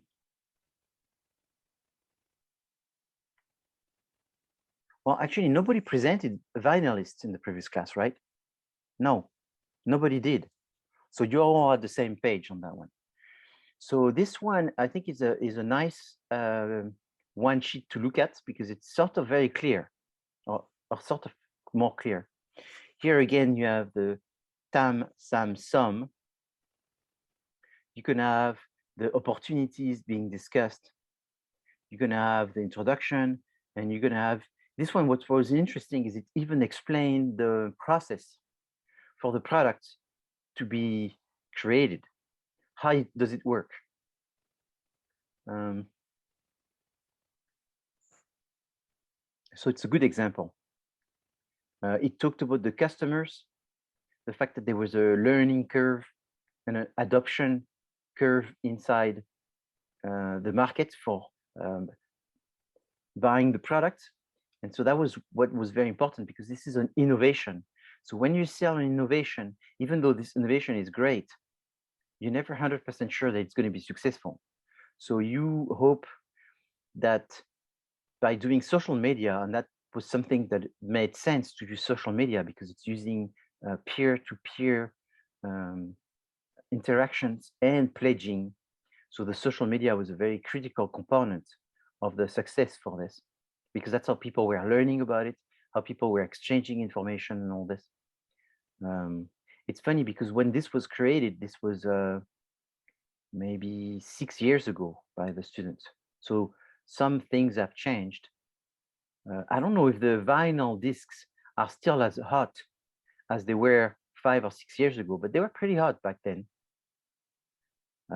I don't know if you know anything about that, if they are hotter or went down, I don't know the exact situation. But one thing that has changed is people using a mobile application in order to make decision has really grown. And therefore, one can imagine that this was mostly using the internet, but now you could use even applications in order to have the service, which will make it even better. So one thing that I notice a lot is my students have used a lot technology as a huge opportunity. And you'll see in the samples, there's a lot of projects that the students took. There was a project which was last year about using drones in concerts and drones in venues in order to be doing the filming and the entertainment, filming for the people that are at the event and the people that are not at the event. And when the students were talking about this, there was not so much information, and they didn't have that many competitors. And a year after, now there are quite a large number of businesses that have actually went into the drone as filming and organizing this capture of the event and sharing and so forth. So technology is a big driver in the music industry. And this is something that I believe that you are interested, and therefore it's very likely that you find some interesting new technology ideas that could be implemented and create a just noticeable difference. So going through a quick recap. So what you do as a business person is you look for a gap. Where do you find gaps? Is you find gaps looking inside the market. And so what you do by looking inside the market, you're looking at the customers, you're looking at the competitors, and you're looking at what are your resources. This is called opportunity identification. The idea is with opportunities, you can find some changes that you can take advantage of. Opportunities are not what you are going to do. Opportunities are just changes that you can take advantage of. What you are going to do is called, what is it called? What you are going to do. It starts with the S. STP? No. After the S is a T, so that looks like. After the T is a R. Strategy? Strategy, exactly. So what you do, it's either a strategy or a tactic. That's what a business does. So when you look for opportunities, you don't say, we are going to use drones in order to film events and capture the event to share it with people. That's what you are going to do. In fact, that's not even the strategy. That's the idea. That's the product. So in the opportunity, what do you say? You say that drones are capable now of flying for over 20 minutes, and computers are capable of managing more than 100 drones at the same time. And drones have video quality, which are very high definition, and they even capture the night vision and all this. So these are just technological opportunity. So you don't, what you need to be careful, which you had to do that in the previous class, is not mix everything, right? There is the opportunities on one side, there's the idea on the one side, there's the strategy on one side, and there's the tactics on the other side. All of these are different things. Where do you find this info, these facts? Where do you find these facts? In the environment. What is the environment made of? It's made of the micro environment and the macro environment. The micro is what's gray here, and the macro is what's burgundy. Why do you research that? Because you have to write a pest analysis, a pest analysis, and you have to write a SWOT analysis. What do you mean? Well, you have to take this information and see what is it that you're good at, what is it that you're not so good at, what is it that you can take advantage of that is changing, that's the opportunities, and what is it that you have no control and it's going to make it difficult for you to be successful, the threats. And all of this information that you gather and analyze to create your PESTLE are also digested and inserted inside the SWOT analysis. So I think we can all safely say that Crux was a very successful company that went down, and then they had to come up with new ideas. So they came up with collaborations. So Balenciaga x Crux is one of the things that they did in order to come up with customers wanting to buy the Crux again. Everyone is trying to use technology in order to infuse this in their products. Why so many products fail? And I'm not going to review all of this, but these were the questions that you had as open questions inside the quiz. Because people don't understand business, because they don't understand that things change, and therefore they may be looking at going after something that has changed, because they don't understand that they need to identify some opportunities and find some customers and do STP and understand the concept of positioning and understand just noticeable difference.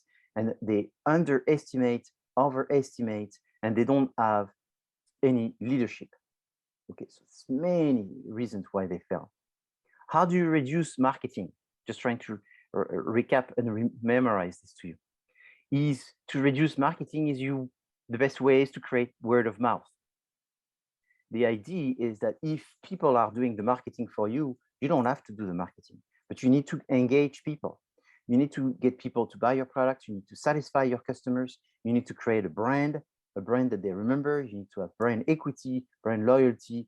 You need to have some kind of leadership with your strategies in terms of controlling your prices, and making sure that you understand what the strengths and weaknesses of your competitors are. What are they good at? What are they not so good at? Should entrepreneurs focus on developing their business ideas? Should they? The problem with ideas, it may be very personal. So it's dangerous for entrepreneurs to think that they should develop their business ideas. Investors don't invest on ideas.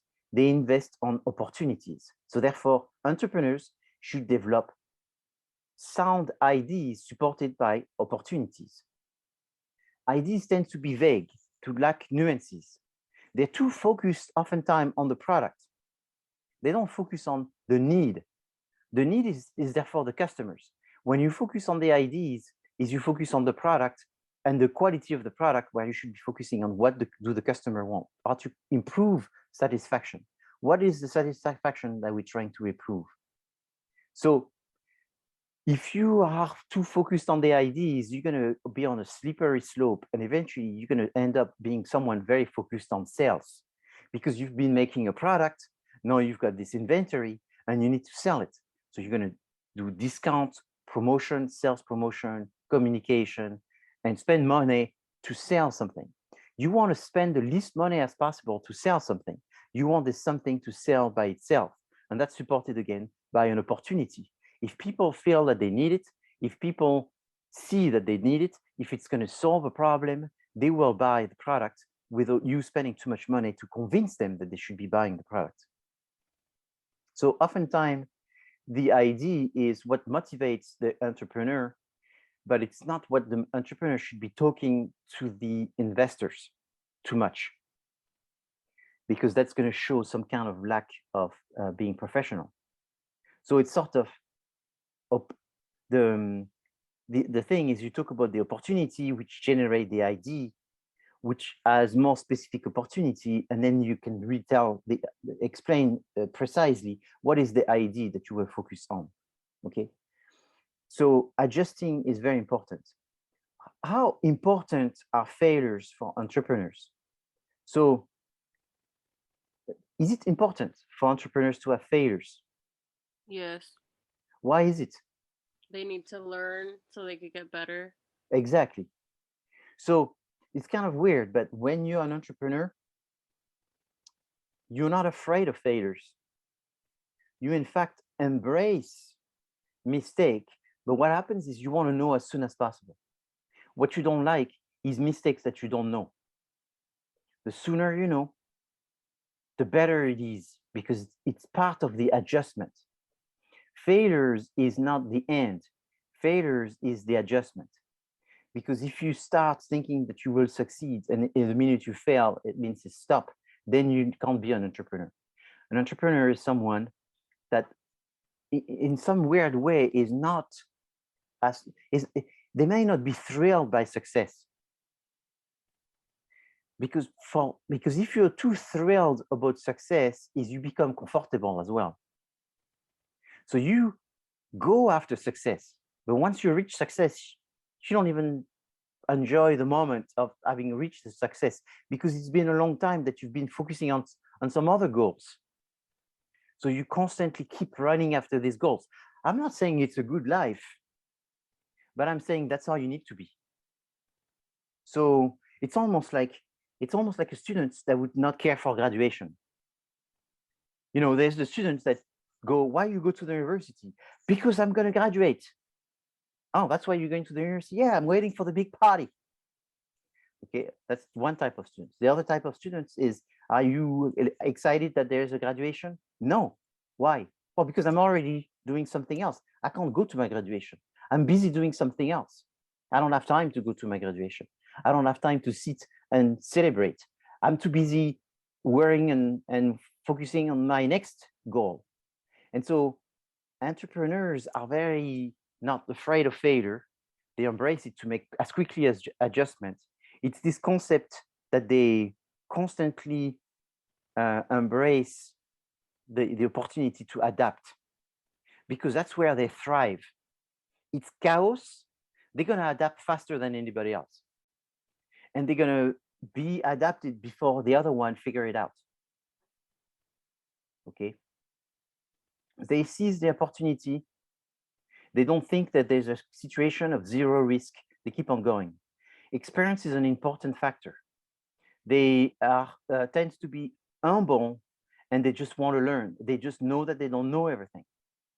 They observe, they are curious, they surround themselves of people that can mentor them, but they don't pander for their mentors. They're not constantly needing to have a mentor tell them what to do. Some people have no mentors, so I'm not saying this is good for everybody else. Some believe that you should not have a mentor. You should just do it yourself and learn from yourself. I personally believe that it's good to have mentors, but you have to be very careful who you ask advices, because they may not know more than you. So it's important to have stamina. It's important to take the journey and not focus on the destination. Another thing that is interesting is an entrepreneur is someone that believes that they are correct, believes that they are more true, believe that they can change the world, believe that they can bring something, that it's their thing. So there's a big creative part in being an entrepreneur, that you have a solution and that you know better than the rest of the people, and that you will bring a solution that will make it better for them. But you have to be careful, because in the process of doing this, you cannot be someone who's focused on the ideas, because then you're going to become very narcissistic and think that you know more than others, that they don't know, only you know, and your ideas are the best. And if they don't see it, it means they're stupid. And that's the problem, where it's important to be humble. Is I don't know that much, but all I know is I know how to learn. All I know is I will learn faster, I will adapt faster, and I will take advantage of those changes to seize the opportunity that comes out of them. So they like innovation, they like disruption. They don't mind being different. It's okay to be different. They don't see that if they do something that is different than everybody else, they should stop. Entrepreneurs see that if they're doing something than everybody else, that's actually a sign that they're doing a good thing. So, you know, I do research, for example. So when you do research and you write a research paper, you can't be writing a research paper about something that everybody knows. So you have to do a research paper about something that people don't know. And oftentimes, when you do a research paper about something that people don't know, is you say something that can be disagreed on because you're the first one to say it. So this mentality is, therefore, disagreement when you do research doesn't mean it's bad. It means that you're saying something that is different than everybody else. And it's from people that actually generate disagreement that you learn the most, not from people that keep repeating what's inside Wikipedia that has been published a long time ago. People that think outside of the box come up with different arguments, and these different arguments do not follow the narrative. And if they don't follow the narrative, that doesn't mean they're bad. That just means they're different. And therefore, then you need to see the reasoning behind this different narrative. And maybe that different narrative becomes a new narrative, right? And you see this all the time in research. I mean, I don't need to give you examples because we're just coming out of the COVID-19, and every 3 months, the narrative kept changing. And so essentially, that's what we've seen. Why? It's because people were doing research at the same time as we were learning. So whenever someone said something, he was the worst person. And then 3 months after, everybody said exactly what they said. And they even forgot who said it first. And it doesn't really matter. What matters is to understand that it's through change that better things come. But it doesn't mean that change is always good. But you cannot turn your back at people who are different. They may be right. And again, you know, we go back to all the things I sort of force you to go through before, you know, Milgram, Bernays, Schopenhauer, and all of this. And that's why, again, this mentality, this openness that I try to instill, you know, infuse in you in the previous class, is for you to be ready to embrace those differences.